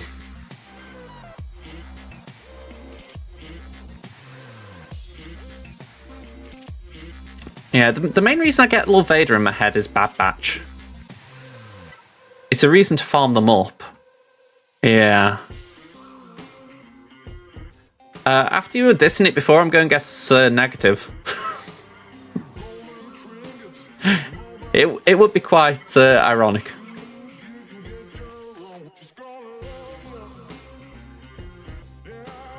That's kind of my reasoning. If I could get Bad Batch out of the way, then in theory the rest are not that hard. And to be honest, the fact that I haven't got Bad Batch at this point, it feels like I've made a big mistake. They are expensive, but if... Oh, okay, Black Knight Hella, cool. If anything, that's incentive to keep running it myself.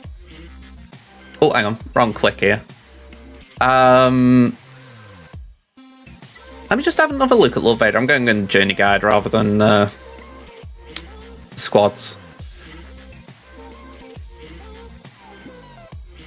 So, Padme is currently Relic 5. Even though the Relicate's painful, it's still not that big a jump. Dooku's a Relic 8, he's currently Relic 2, so that's a long way, but still it's not the worst. Zam's 2 Relic levels away, so not the worst. Art Trooper's only 1, and Sky Guy's only 1. So, it's one of those that I think is mentally bad, but it's not as bad as you might think.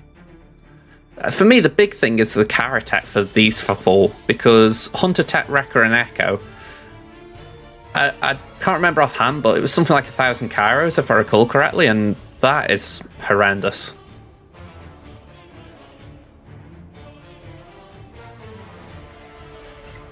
But I'm hoping that I could... It's why it's in my head anyway. But there's going to be some farm this year that's going to probably override it.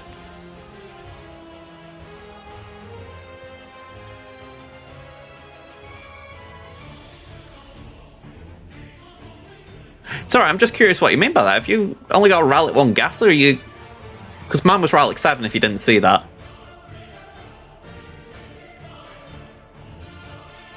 I was going to say Kai, but one, I can't imagine you've got a Relic 1. No, I've got a Relic 7 gas. Yeah, I'm fully with you there. As soon as I got him, I took him up to R7. How many stars do we get in TB? We were one off. Well, I say one off. We were just shy of 27 this time. So 26 we have got as our max so far. But yeah, we should get 27 next time with just maybe better deployment. Try and think actually.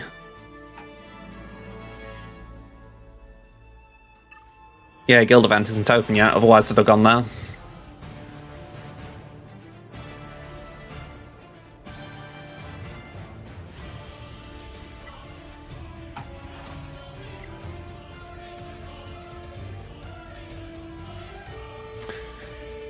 Yeah, I'm not entirely sure I want to go Kenobi so early. Just because, for me, that's got more requirements. Or at least they're further away. Oh, that probably got lost when I switched from Streamlabs to Stream Elements, Pugster.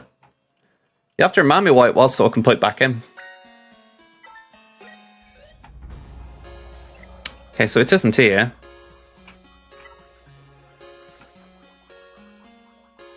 Ah, there we go, view my guild. Yeah, so highest we've got on the raid is 150. I'm a little frustrated there because I feel like we could be pushing for the next box, but there's a bit of complacency, it feels.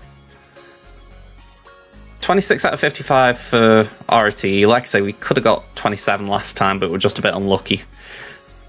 TW, I don't feel like we're doing too bad, but yeah. We keep dipping in and out of the 380. Okay, we can add that.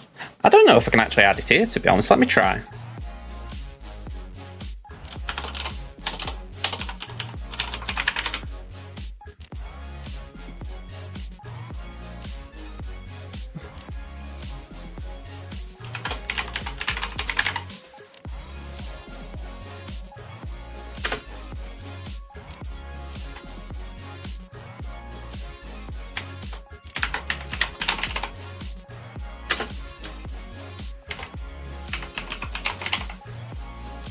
Alright, I can't do that here. It's going that is a bit more complicated than I can wrap my head around.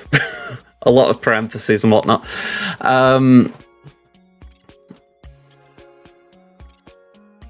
Yeah, I can actually agree there. At least as far as not putting too much investment in. I mean, me myself, I am putting a bit into Iden just because I feel like I should have been doing that anyway. But I can see why you would say it. If I really want to get my imps up on this account, they were really lagging. I mean, the new raid came out in November, and they said a new raid every 10 to 12 months. And I know that there's this feeling that because of STAP, it means that a Naboo raid's coming. But when you think, we've only had the raid for, what, 4 months? You know, I'm not saying go heavy on the raid. I do agree, don't go too crazy. 6 to 9. Alright, so we're looking around, what, May to August?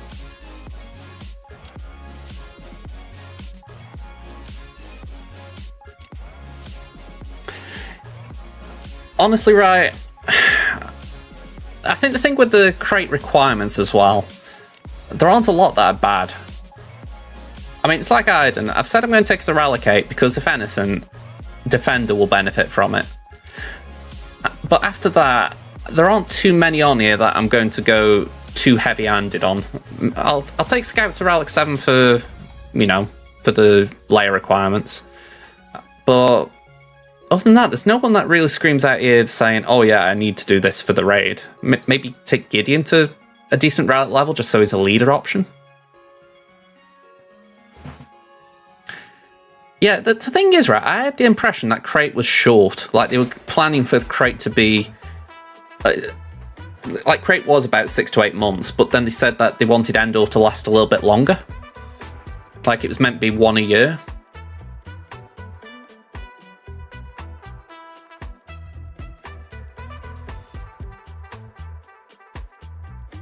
Yeah, and I can actually agree with you there, Pen, as far as... I mean, I wish I got the full list of requirements up on the screen, but I don't think there are that many that you could arguably say it's bad to put some investment into. I mean, can I actually get it just by clicking on the raid? I think so. Here we go, unit requirements. So, like, just looking at this, at least as far as what I've got and what I could do. Like I say, Iden 8 would be beneficial. That way I've got Piet, Drogon, Horn, and Iden all 8. That gives me 2 runs at the top tier. I've got JKL and Chewie, which is not great, but it's still something for the Relic 7 tier. Captain Rex will be going up to R7, but I'm not entirely sure what I'd want to do with him, because he's not really great. Well, point being, he stays at 7, he doesn't go higher. Nothing here screams higher except for Gideon, obviously. These would need go up for C, so Relic 3 minimum, but Relic 5 ideally. Paplu would make sense at least getting to Gear 12 for Ewoks, but not as a priority. Scout's got to go to R7. Def and range would make sense as far as Iden or Veers, but not necessarily imminent. Again, not raid priorities, but just general event priorities. You need Paplu for Leia? What is this, like a captain, like a OG Rex requirement? You know, like how Rex was a sleeper requirement for one of the other events? Because I've not heard of that. Well, put it like this, no one said to me, make sure you farm up your Paplu as well.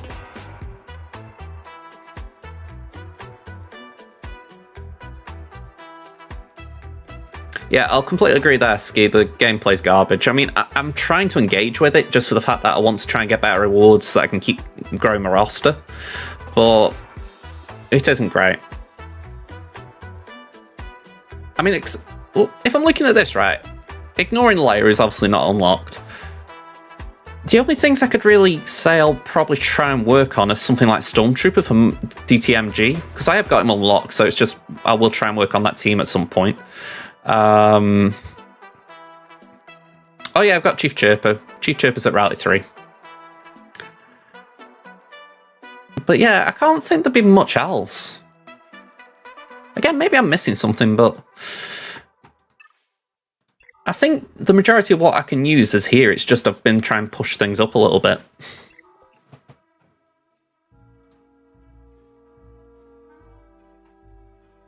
Because again, if I'm doing it on my own, it's not the biggest thing. You know, it's got to be everyone in the guild doing it. And then, not, like I say, there hasn't been a big push in the guild to do it. You know, not a bad thing, but it's just one of them things where it's like, I do wish we could be pushing for the 205, because mathematically, I'm sure we're in reach, but it's just desire. But just personally, I want to see if I can get a little bit more. I honestly don't know about Snap. I'm a little bit torn about creating videos for Snap as well, because I know I can't put videos out at the same rate as like a proper Snap content creator.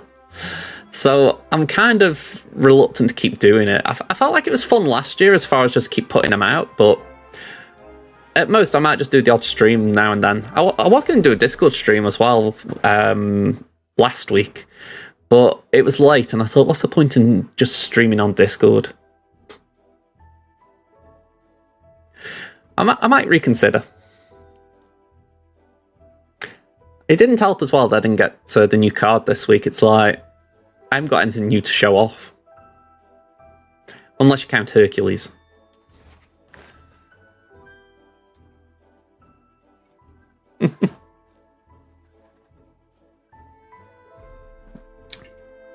Yeah, I might do something like that if anything, just for the simple fact I can do me infinite climb. Might have to rework my setup here just to make it look a bit more casual.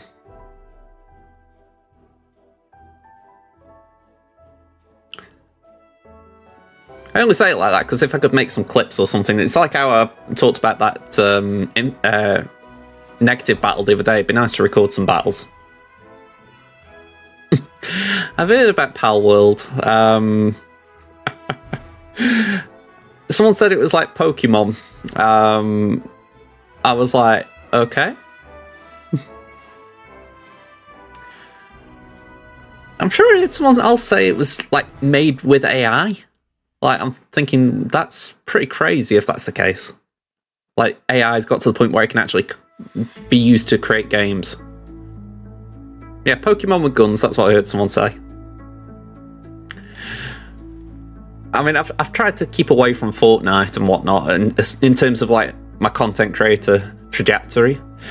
But when you hear that Disney have done a partnership with Epic Games, you think, yeah, that's probably going to have to change at some point. Not necessarily Fortnite, but that type of game. It's like if they don't do a game with Star Wars that's some battle royale, I'll be amazed. It's just profitable.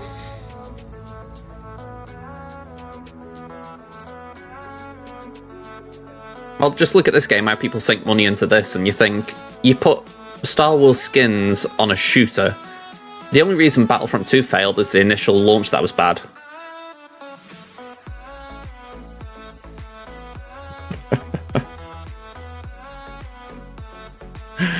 I'm going to say, my shooter skills do leave a lot to be desired.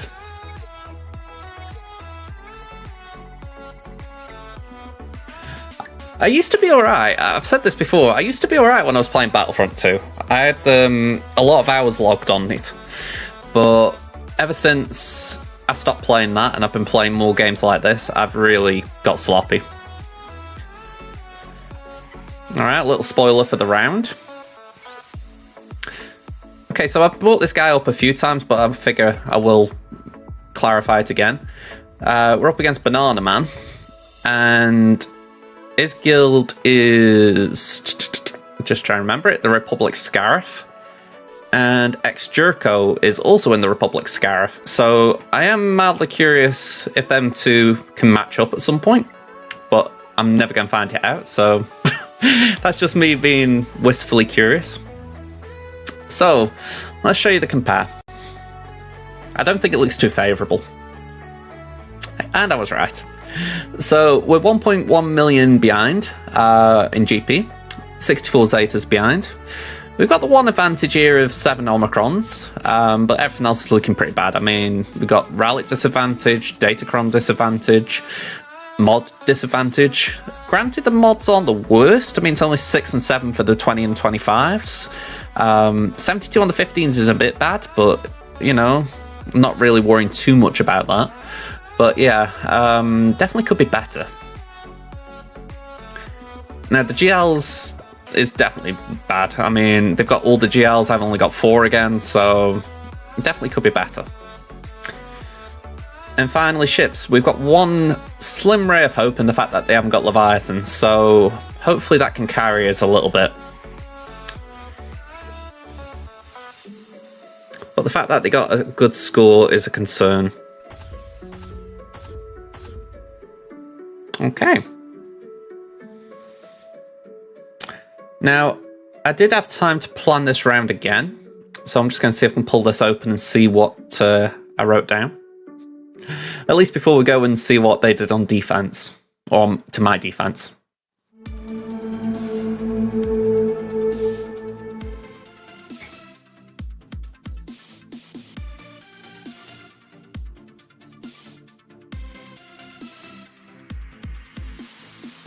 Sorry, I just did some Amazon WoW.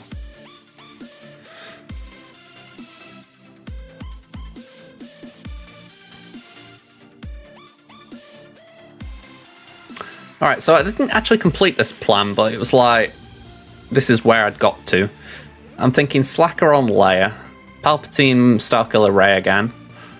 We've got Newt for Qui-Gon, Savage for Phasma, Crew for Newt, and then potentially C on Malgus and CLS on Starkiller. So we'll see how we get on. Oh, I forgot, it's not the same map.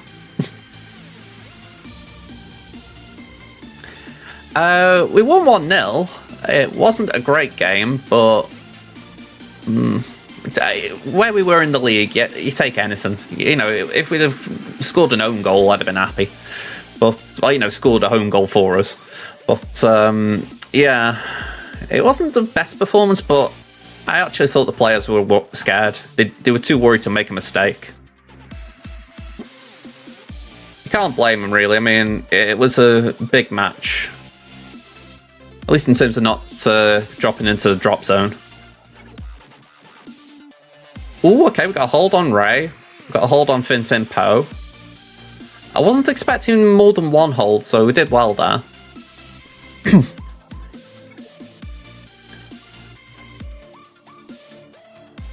Nothing too fancy back here. Vader Mallet Talon, I was hoping might be a trip at the back, but no big surprises. And nothing big with ships either, so that's okay.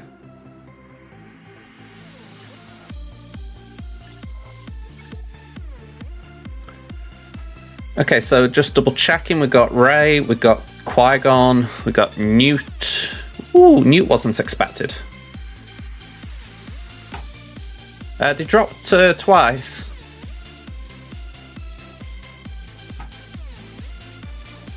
Oh no, I'm right. This is the same. Sorry, I completely missed Qui-Gon.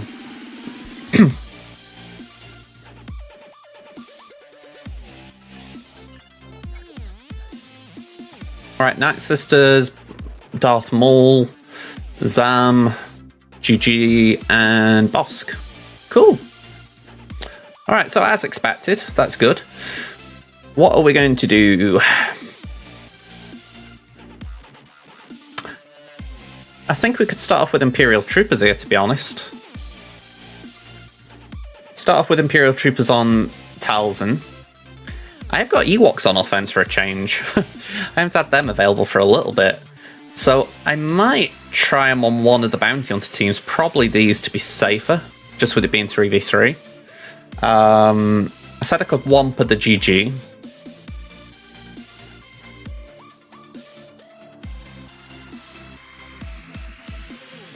So we've got a few options. This isn't like horrendous. I mean, I did put down that I was going to do gas on Darth Maul, but that was because I saw Savage was in the team, but I didn't realise it was a Gear 12 Savage, so maybe we could find something smaller for that.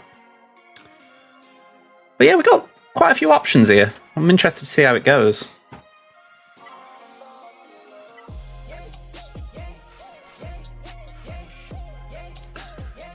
Okay, so I will apply a Datacron here if I've got one. Alright, I haven't got one. I need far more.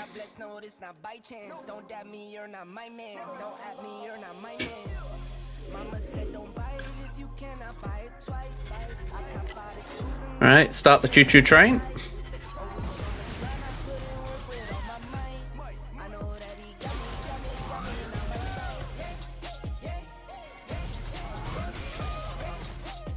Well, that was nice and simple. Ever a lesson was needed in why you don't put Night Sisters on defense. What are we doing here?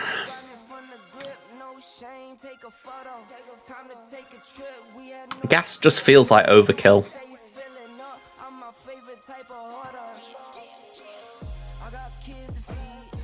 I ain't got a plan for my own mall, so maybe I could use that.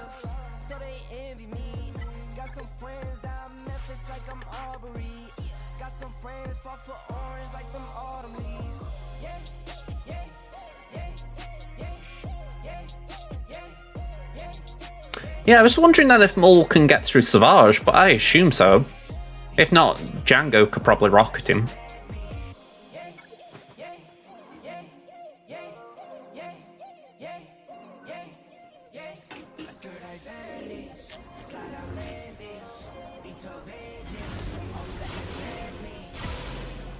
Alright, so here's Darth. Oh no, it's us. Cool. Alright, we'll get rid of Darth.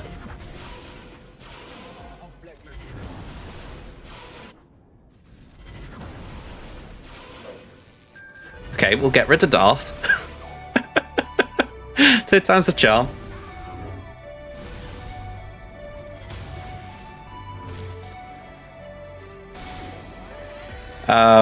Go on, have that. Not clean banners, but still, 55, it's a clean enough battle. Right, I'm going to skip to the bottom for a minute. Let's get the Ewoks out, because usually in 3v3 they're in cold storage, but I want to try my luck with them.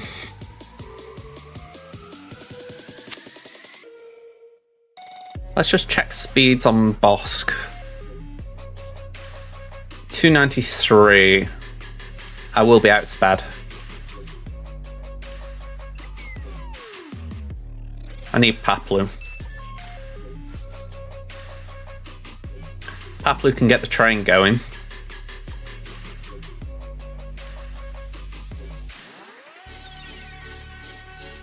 This is where I hate 3v3, because you've got a team like this that really need 5 just to make things work smoothly. So when you take something out, it really stings. Oh, have I got anything resistance related? No, in short.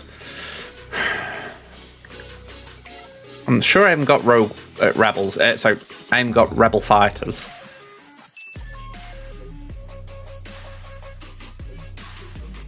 I've got Gidme.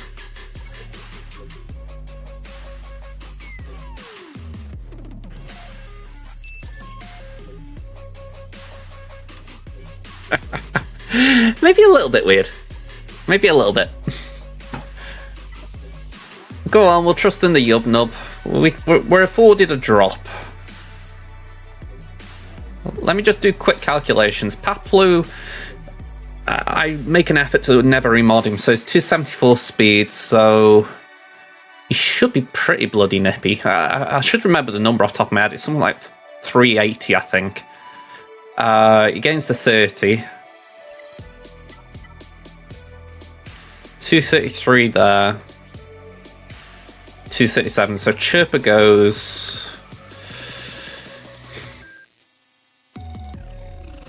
I really wish we got the Ewok Cron still, I'm not going to lie. I never used them on... well, I never used them in 3v3 offense.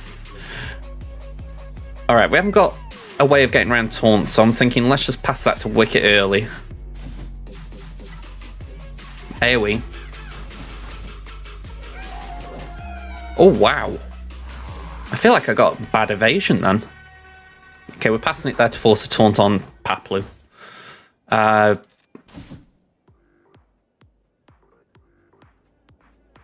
Paplu? You should have taunted then.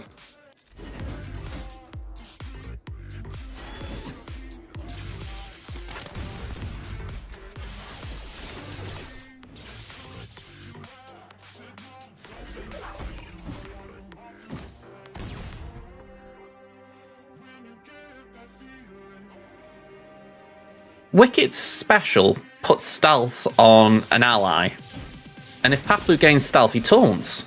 So why the hell didn't he taunt? Oh, it's Dengar! Bloody Dengar! That little git's stopping it. Even though he doesn't stealth, he tries to stealth. Oh, that is cruel as far as kit design. Right, gotta stealth the. Oh, can't stealth these two because of. Oh, I shouldn't have done this. Dengar's going to ruin my day.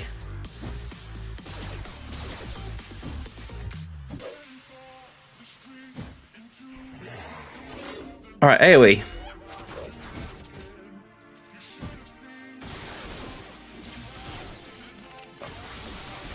Yeah, back it out. Oh, that is annoying. Just one little kit detail and I forgot about, and suddenly the whole thing fell apart. Alright, it fell apart a bit worse than it probably would have done, but still.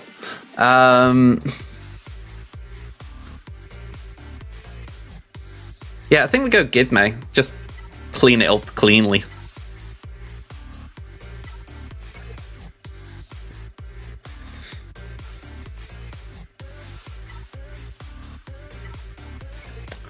Can't believe that. I wouldn't mind. It's not like it's a thing I forget about Dengar normally. You know, it's like, oh yeah, he's good for that. But for whatever reason, it just completely escaped me then.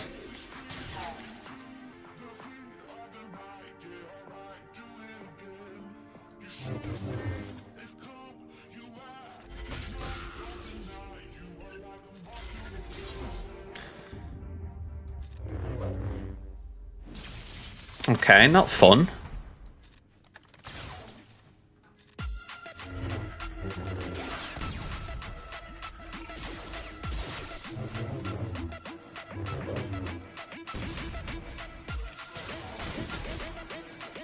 Okay, 10 stacks. Another 10. Bye-bye. It is pretty cool that as far as one of the last comments from Aranya, Cat Bane has evasion. I'm like, yeah, let's take an attune that just says F to evasion.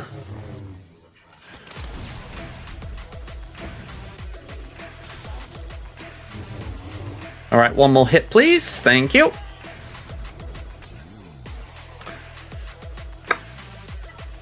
Okay, we're doing a bit better now. Get Wampa in.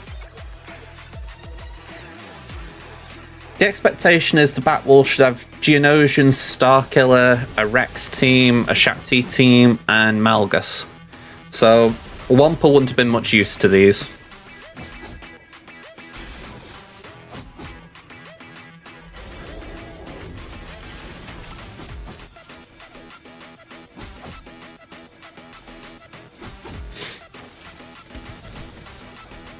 Also, their fleet defense doesn't look too hot. They've got, if they stick to what they do usually, it's Holdo, Finalizer, and Thrawn. So, not the toughest.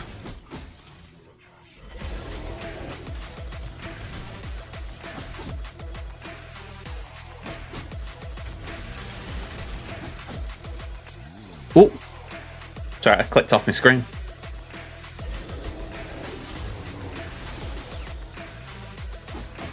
It's where I could imagine having like an ultra-wide monitor would be cool for something like this. Not necessarily for like the ultra-wide, but you can give yourself like a little bit of clicking room if you need it.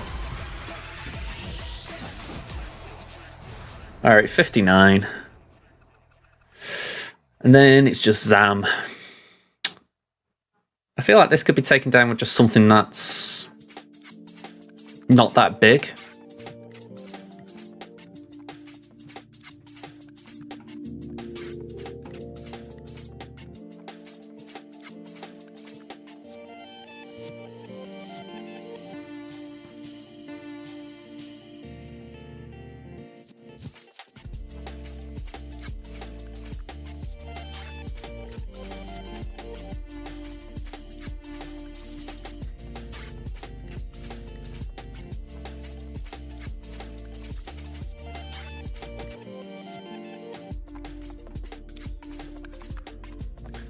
I'm wondering if maybe Iden could do it.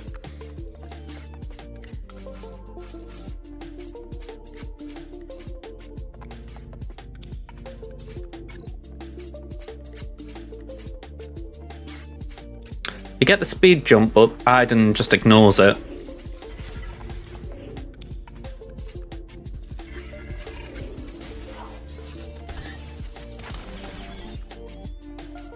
And if anything, we can get Zam out early, hopefully, by doing that.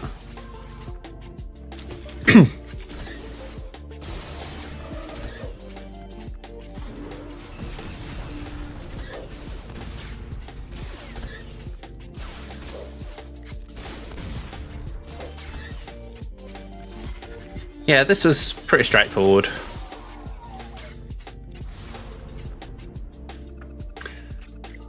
Okay, so we've had one drop. It was a bit of a silly one, but it was a drop.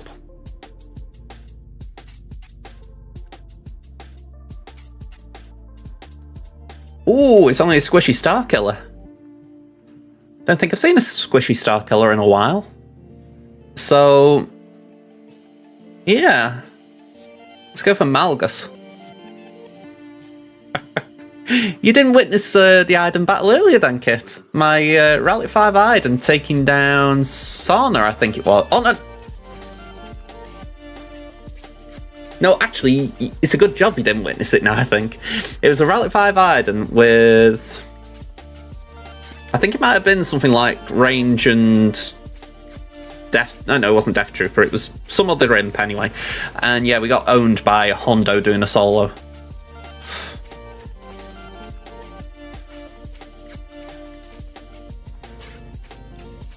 Okay. We don't have health in any of these, so a Datacron's kind of moot.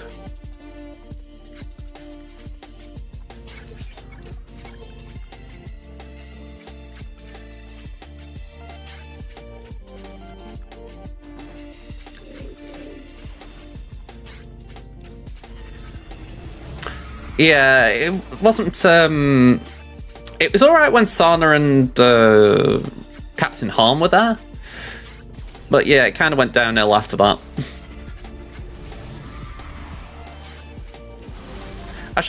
Bottom line is, I should have got Hondo out before he started doing anything, but I was a bit worried about Captain Harm getting the revive, and yeah, it just snowballed very fast. Typical of the way I play.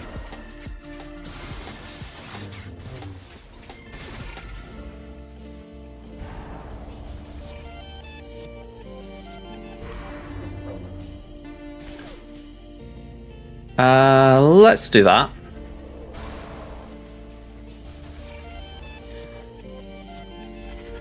It's weird, this doesn't feel like a bad matchup at all as far as what I'm facing. I mean, I've got teams for everything, so I'm feeling pretty confident. I've just got to make sure I stay reasonably banner efficient.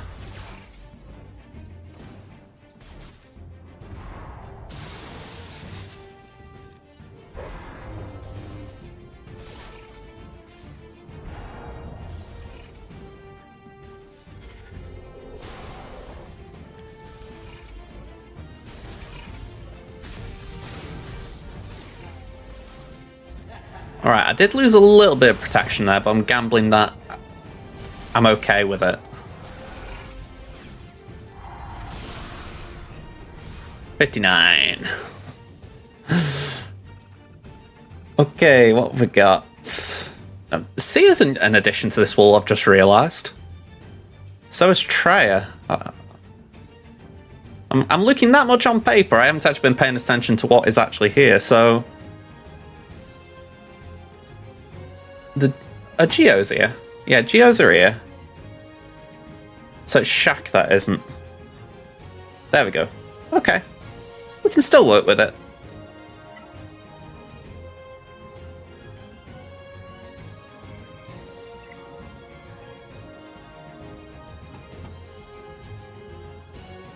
Okay, so we're going to take in CLS here.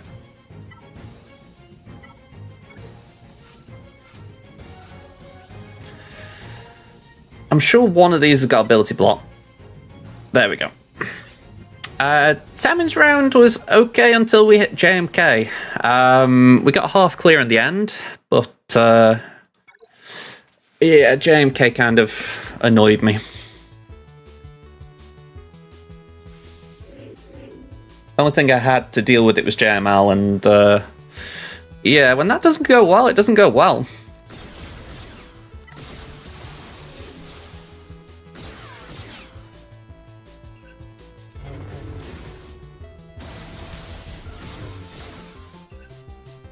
I want to focus on Mara just for the fact that... Oh, I didn't mean that one.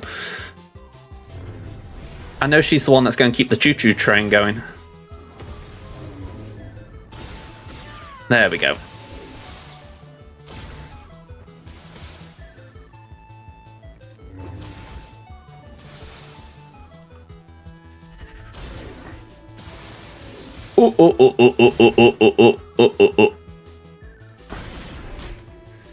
Yubnub, how you doing, Smurf? There we go, that's better. Make sure we got call to action on.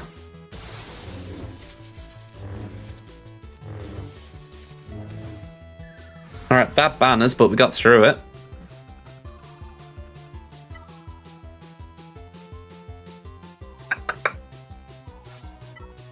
I think Fiver First is overkill here, but it will get through it.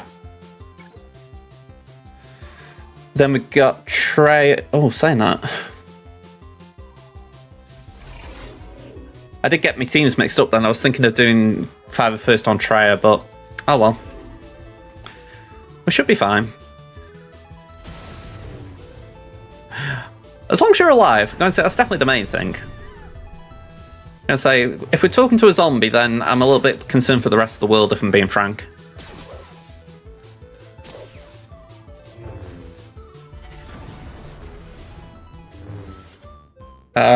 Base it? Okay. Damage immunity is not fun.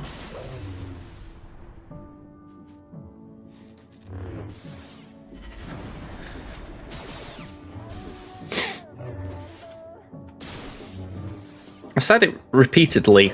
On my main account, I'm just waiting for the Cal event to come around so that I can actually start working on these tunes. I don't want to do the event until I've... I don't want taken to Ralix until I've done the event. Just feels like it's the longest stall in SWGOH history, this.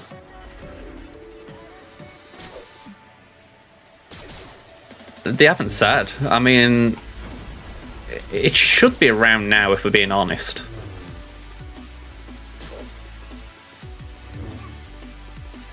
It could be that they actually release it with the title update next week, but like I said, they haven't said anything.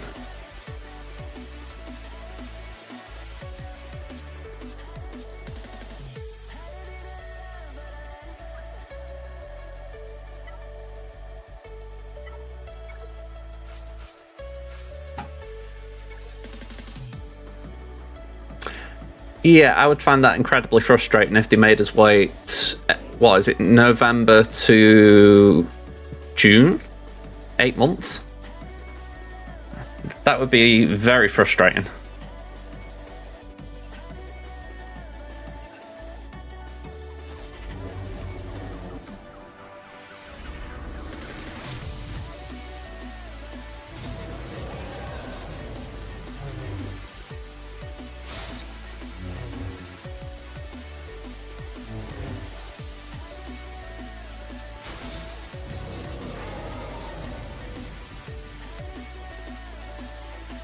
Yeah, I mean, I think that's what's been getting me more, the fact that Bo's had such a load of attention.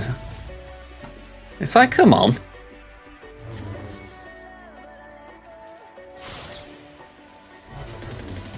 Alright, think, go for that.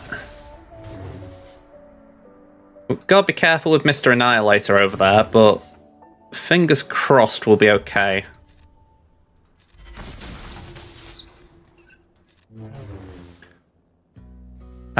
Let's do that.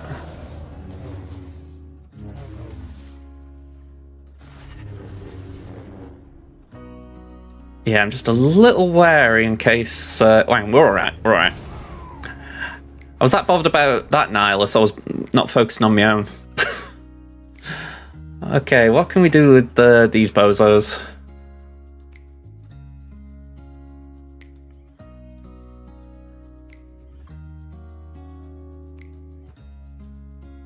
Could probably mirror.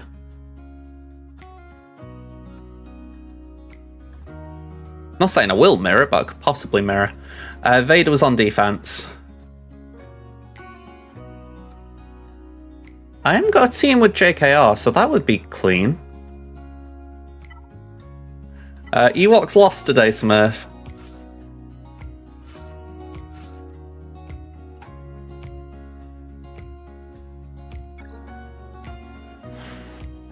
Tried them against bounty hunters, and Dengar was particularly upset to see them.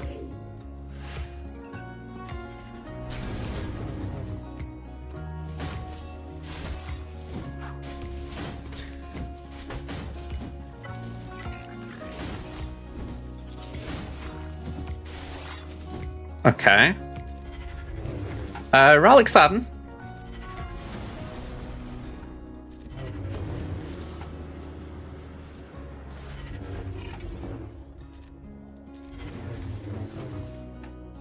Okay. That's better.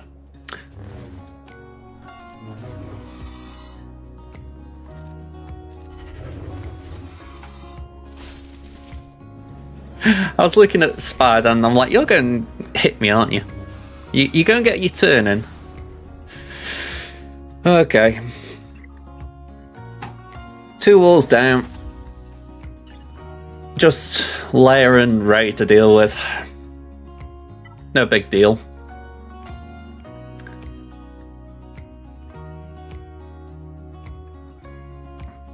I've just realised I've got JMK left over.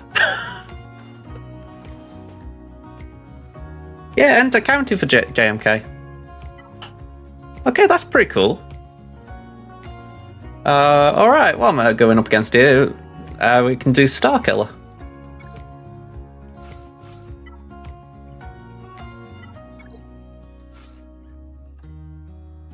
Pretty nice, actually, going into a battle and being like, oh, I've got this free. Definitely a sign I should have taken it on off. Sorry, put it on defense, but live and learn.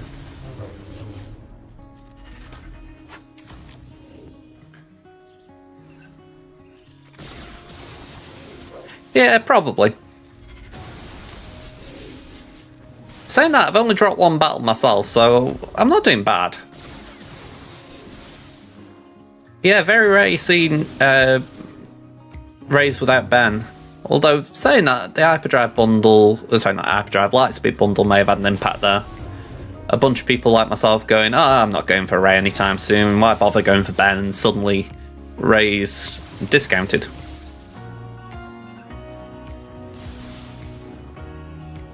I'm just really hoping... There we go, I was hoping for that.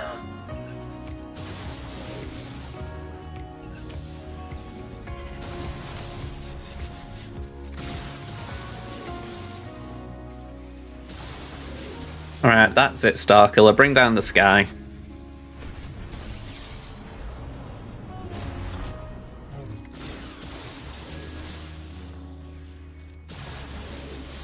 One more. Alright, time for you two to go. All too easy. Because Ben wasn't there, I was probably inefficient, actually, but... oh well. Alright, now I looked this up the other day, but I've actually forgotten what the comp was. I think it was armor and GBA.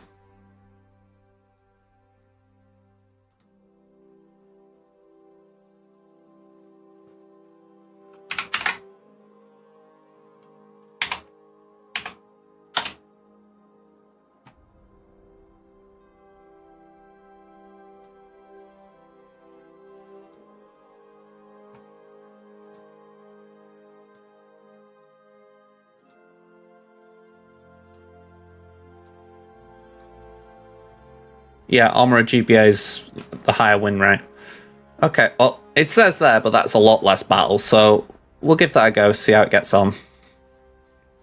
Plus, we got JMK as a backup if we can't do it in 1 hit. Maybe that's what I did in my plan. I was thinking JMK can be a flex option. Right, that's got a bit of crit damage.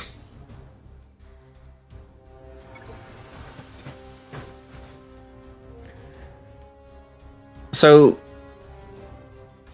Armourer should get 3 Beskar ingots very easily.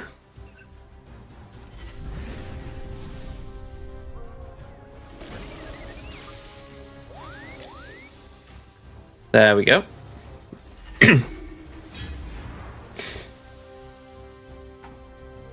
Probably one of the easier contracts you can fulfill in the game. Well, we don't need to do the summon, so let's just do that.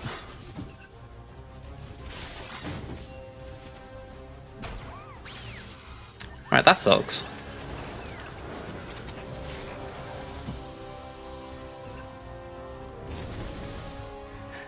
Yeah, on my main, I stalled on that very hard. I'm glad that it got done.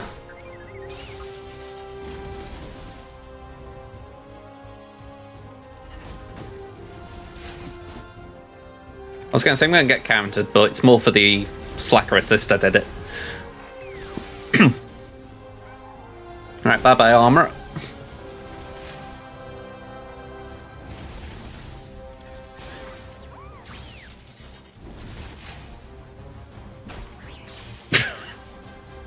That bleeding perma days just looks horrendous. Can't wait to get her just for the fact that she does have a pretty crazy kit. Alright, poker.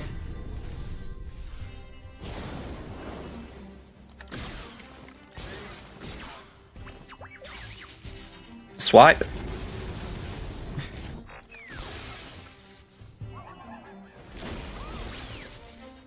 Swipe.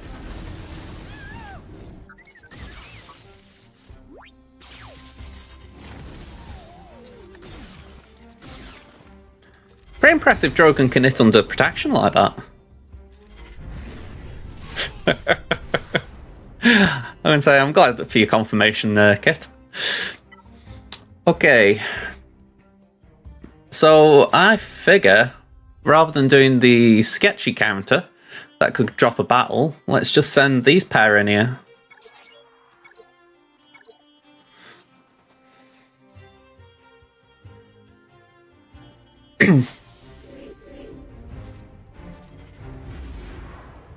And because Anakin's probably the one who can cause damage, bye-bye.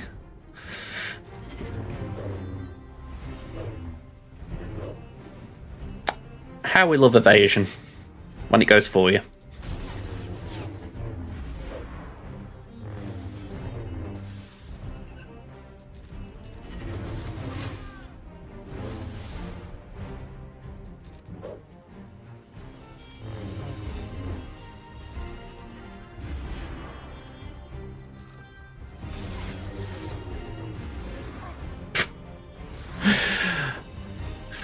I can't remember the last time I used a GL like that.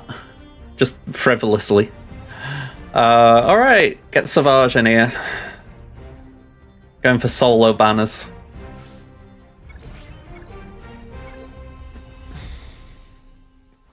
The foresights could be a bit annoying here, but we should be able to get through it. Alright, let's go for the army. Actually, saying that, do we go for the army or do we go for Phasma? I'm going to trust my judgment and go for the army.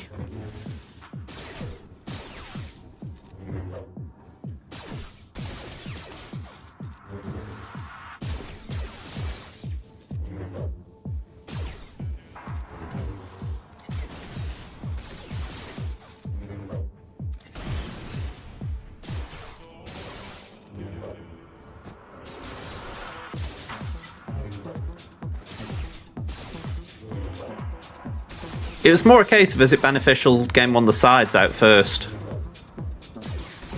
I say the sides, as in Phasma or Special Forces. There we go.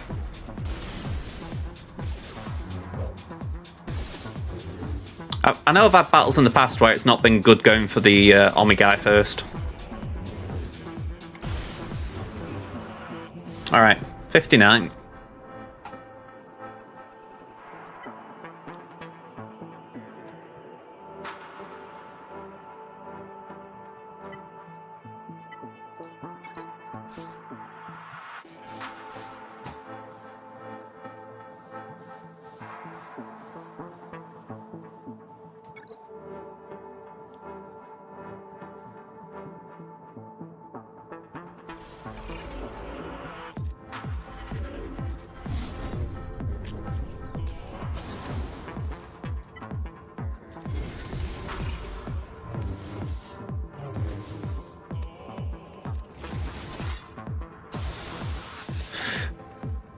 I'm a little muted right now because I've just got this little concern this counter could be messed up with Dooku.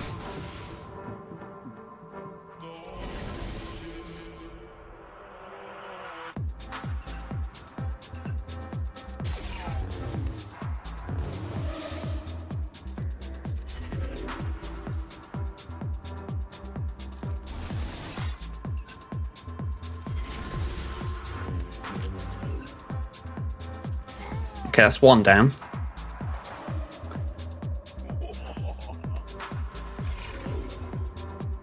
Let's remove that turn meter. Or try to.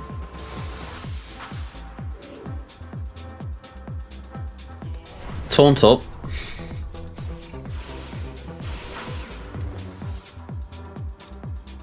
Basic to keep the taunt. I'm passing that to Carlo purely because I need the turn meter. Oh, okay, not nice. Not nice.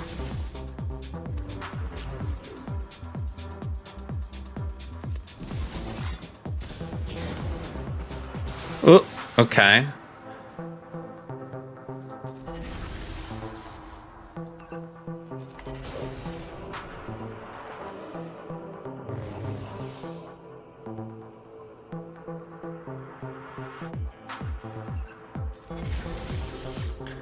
Okay, I feel like I can get this under control. I know I've got a load of extortion, but this is one where I just feel like I need to think it through a little bit. Stun.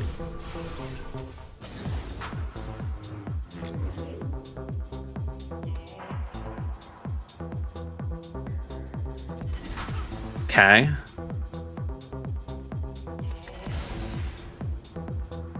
The issue right now is I haven't got a taunt, so I need to get rid of some of this extortion.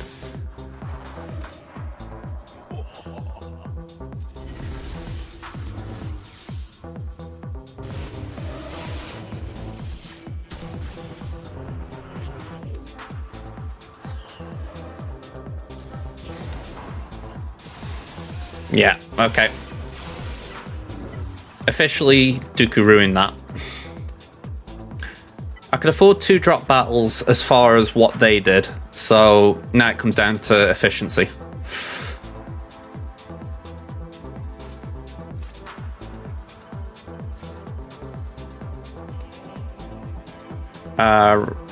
Here we go.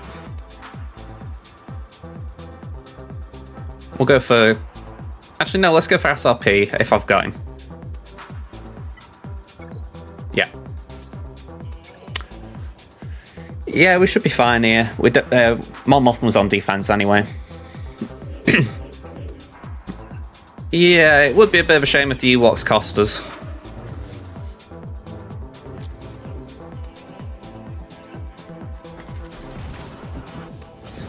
Not riots on the street, but still, be disappointing.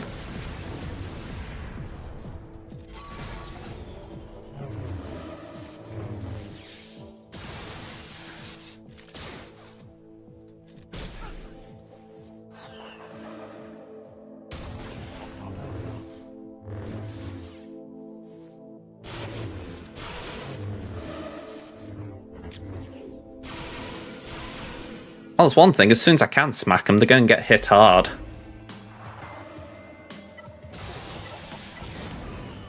Okay, that ain't good. We have just lost SRP properly.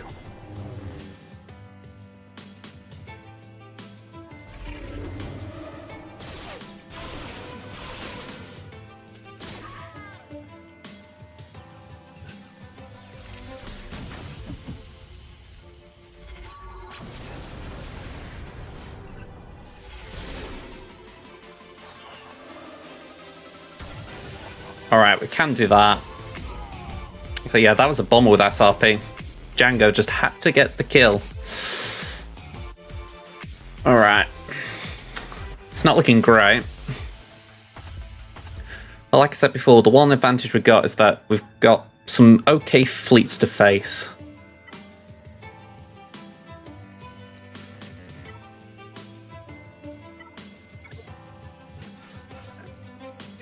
Feel free to do the math. I'm just going to go and do the battles. Oh, And I'm just crossing my fingers and toes that I haven't messed up here too badly.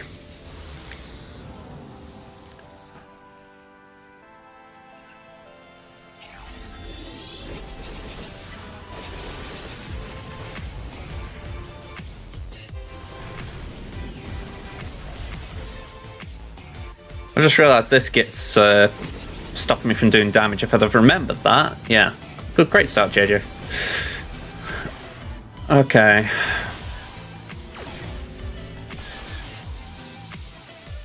Past that. Fly by.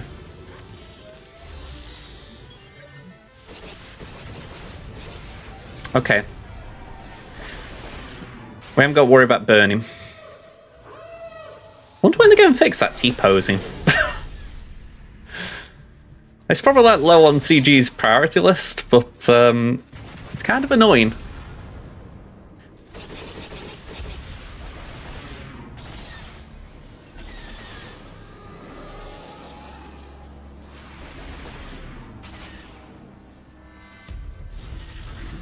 It's one of those things you don't think about until you see it, and then you're like, yeah.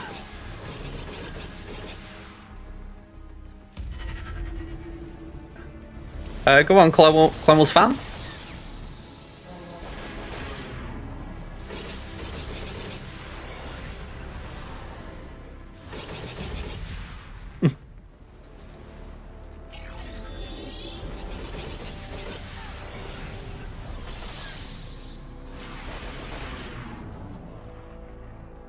I can't recover them banners. Oh, I think I did 77. Cool. Okay. We've got Negotiator, we've got Chimera. I think we do Negotiator here, Chimera there. Alright.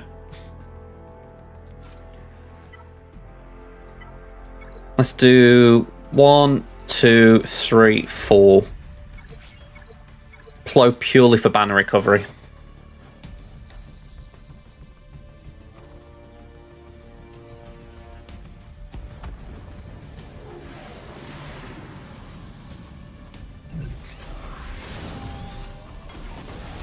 Right, at least the hunted didn't go on someone important.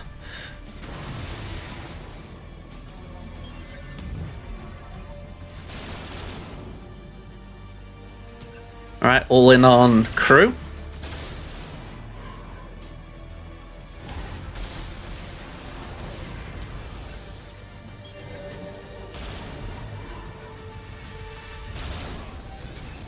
Alright, 66 or 67.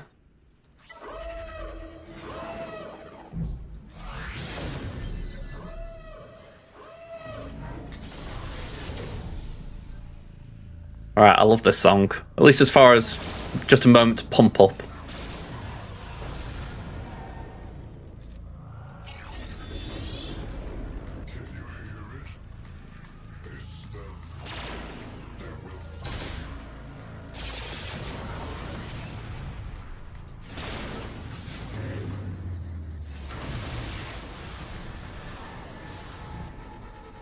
Okay.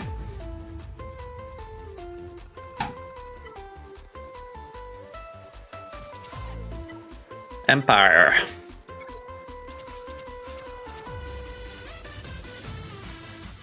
Oh, hang on.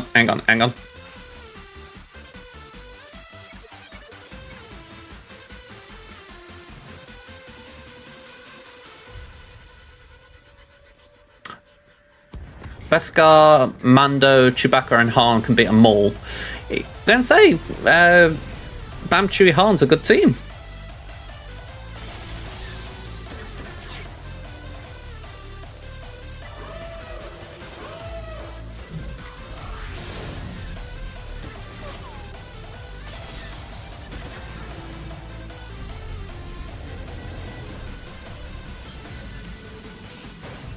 Right, at least we got the taunt there.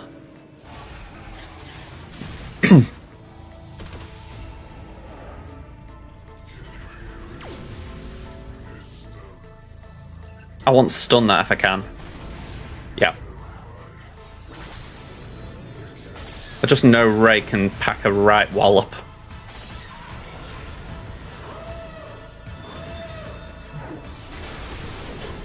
Yeah, it's a solid 3v3 team.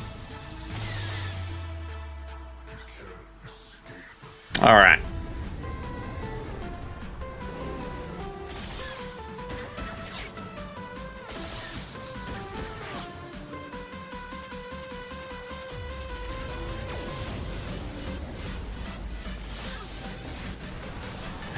$74. 2028.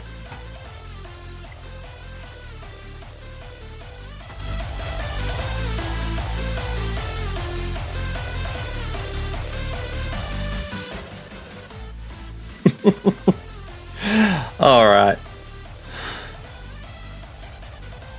Honestly, that one just felt a little bit close at the end. A little bit too close, considering I didn't need to drop those 2 battles I did. So, yeah, just glad we got through it. Honestly, I was indulging then, Kit. Like I say, I love that song. It was playing one time when I was doing my Infinite Conquest for Marvel Snap. And I just remember hearing it. I felt really pumped just trying to keep the momentum what I was doing going. I don't know if you were actually on that stream that day. Ain't enough rumor in here for a green screen, I tell you. Well, proper, you know what I mean, like how he's got like fully walled one.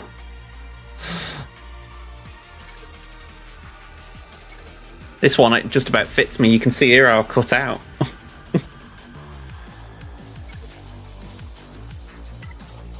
But yeah, we're actually all done here. Surprising how quick it can go from loads to do to nothing at all. No events. I've done my raid. How long have we got here? 6 hours. Not too bad. We got the 36 box. A little bit shy of previous attempt, but not bad.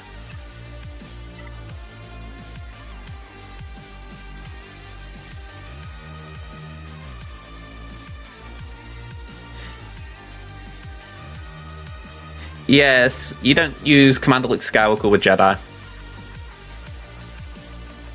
He's a rebel hero.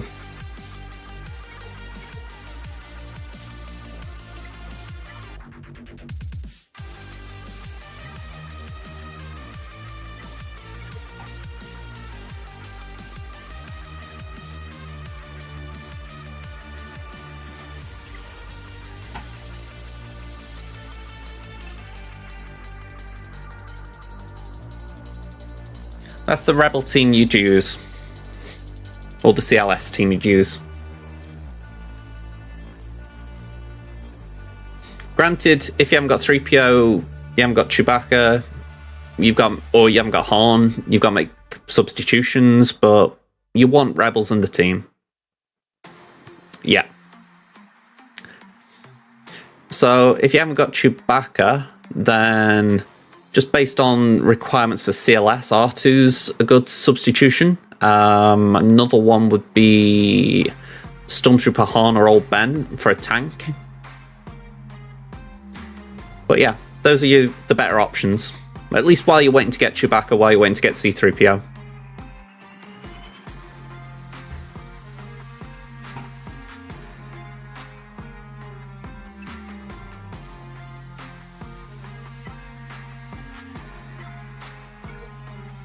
Yeah, Ben's a rebel. He's a rebel and he's a Jedi. Where is he? There he is. Yeah, Jedi and rebel. When you think it is a bit of a misleading tag, that though, isn't it? I mean, I know he kind of played a part in the rebellion, but he wasn't active. You know, he was kind of tagging along for the ride. Just funny how he got that tag in the end.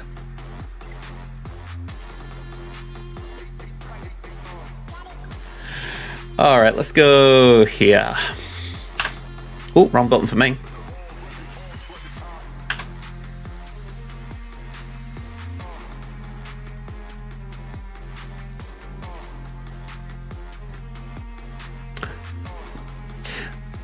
Generally, early on especially, speed is just a good priority to think on. So you with Commander Luke Skywalker, any mods that you can get, if they've got speed secondaries, that's a good start. As you get more mods, you're going to want either a crit damage set, so that's 4 crit damage mods, i.e. crit damage symbols in the middle of the mod. And then, I'm just trying to think, I go for a tenacity set as well, so then you have 2 tenacity mods. And all of those would need to have speed secondaries. There's also a bit more with primaries and whatnot, but I'm trying not to overcomplicate it right now.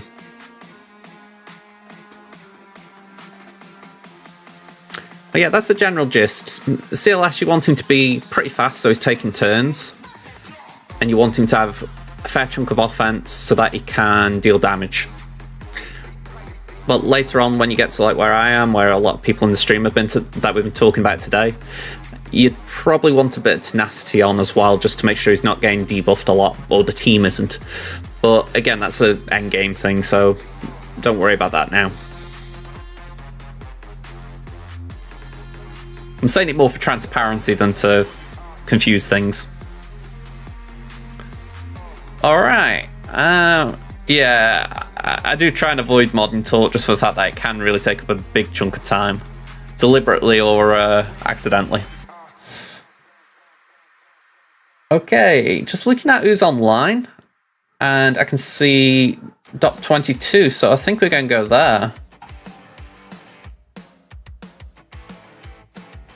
Okay, so we'll launch a raid.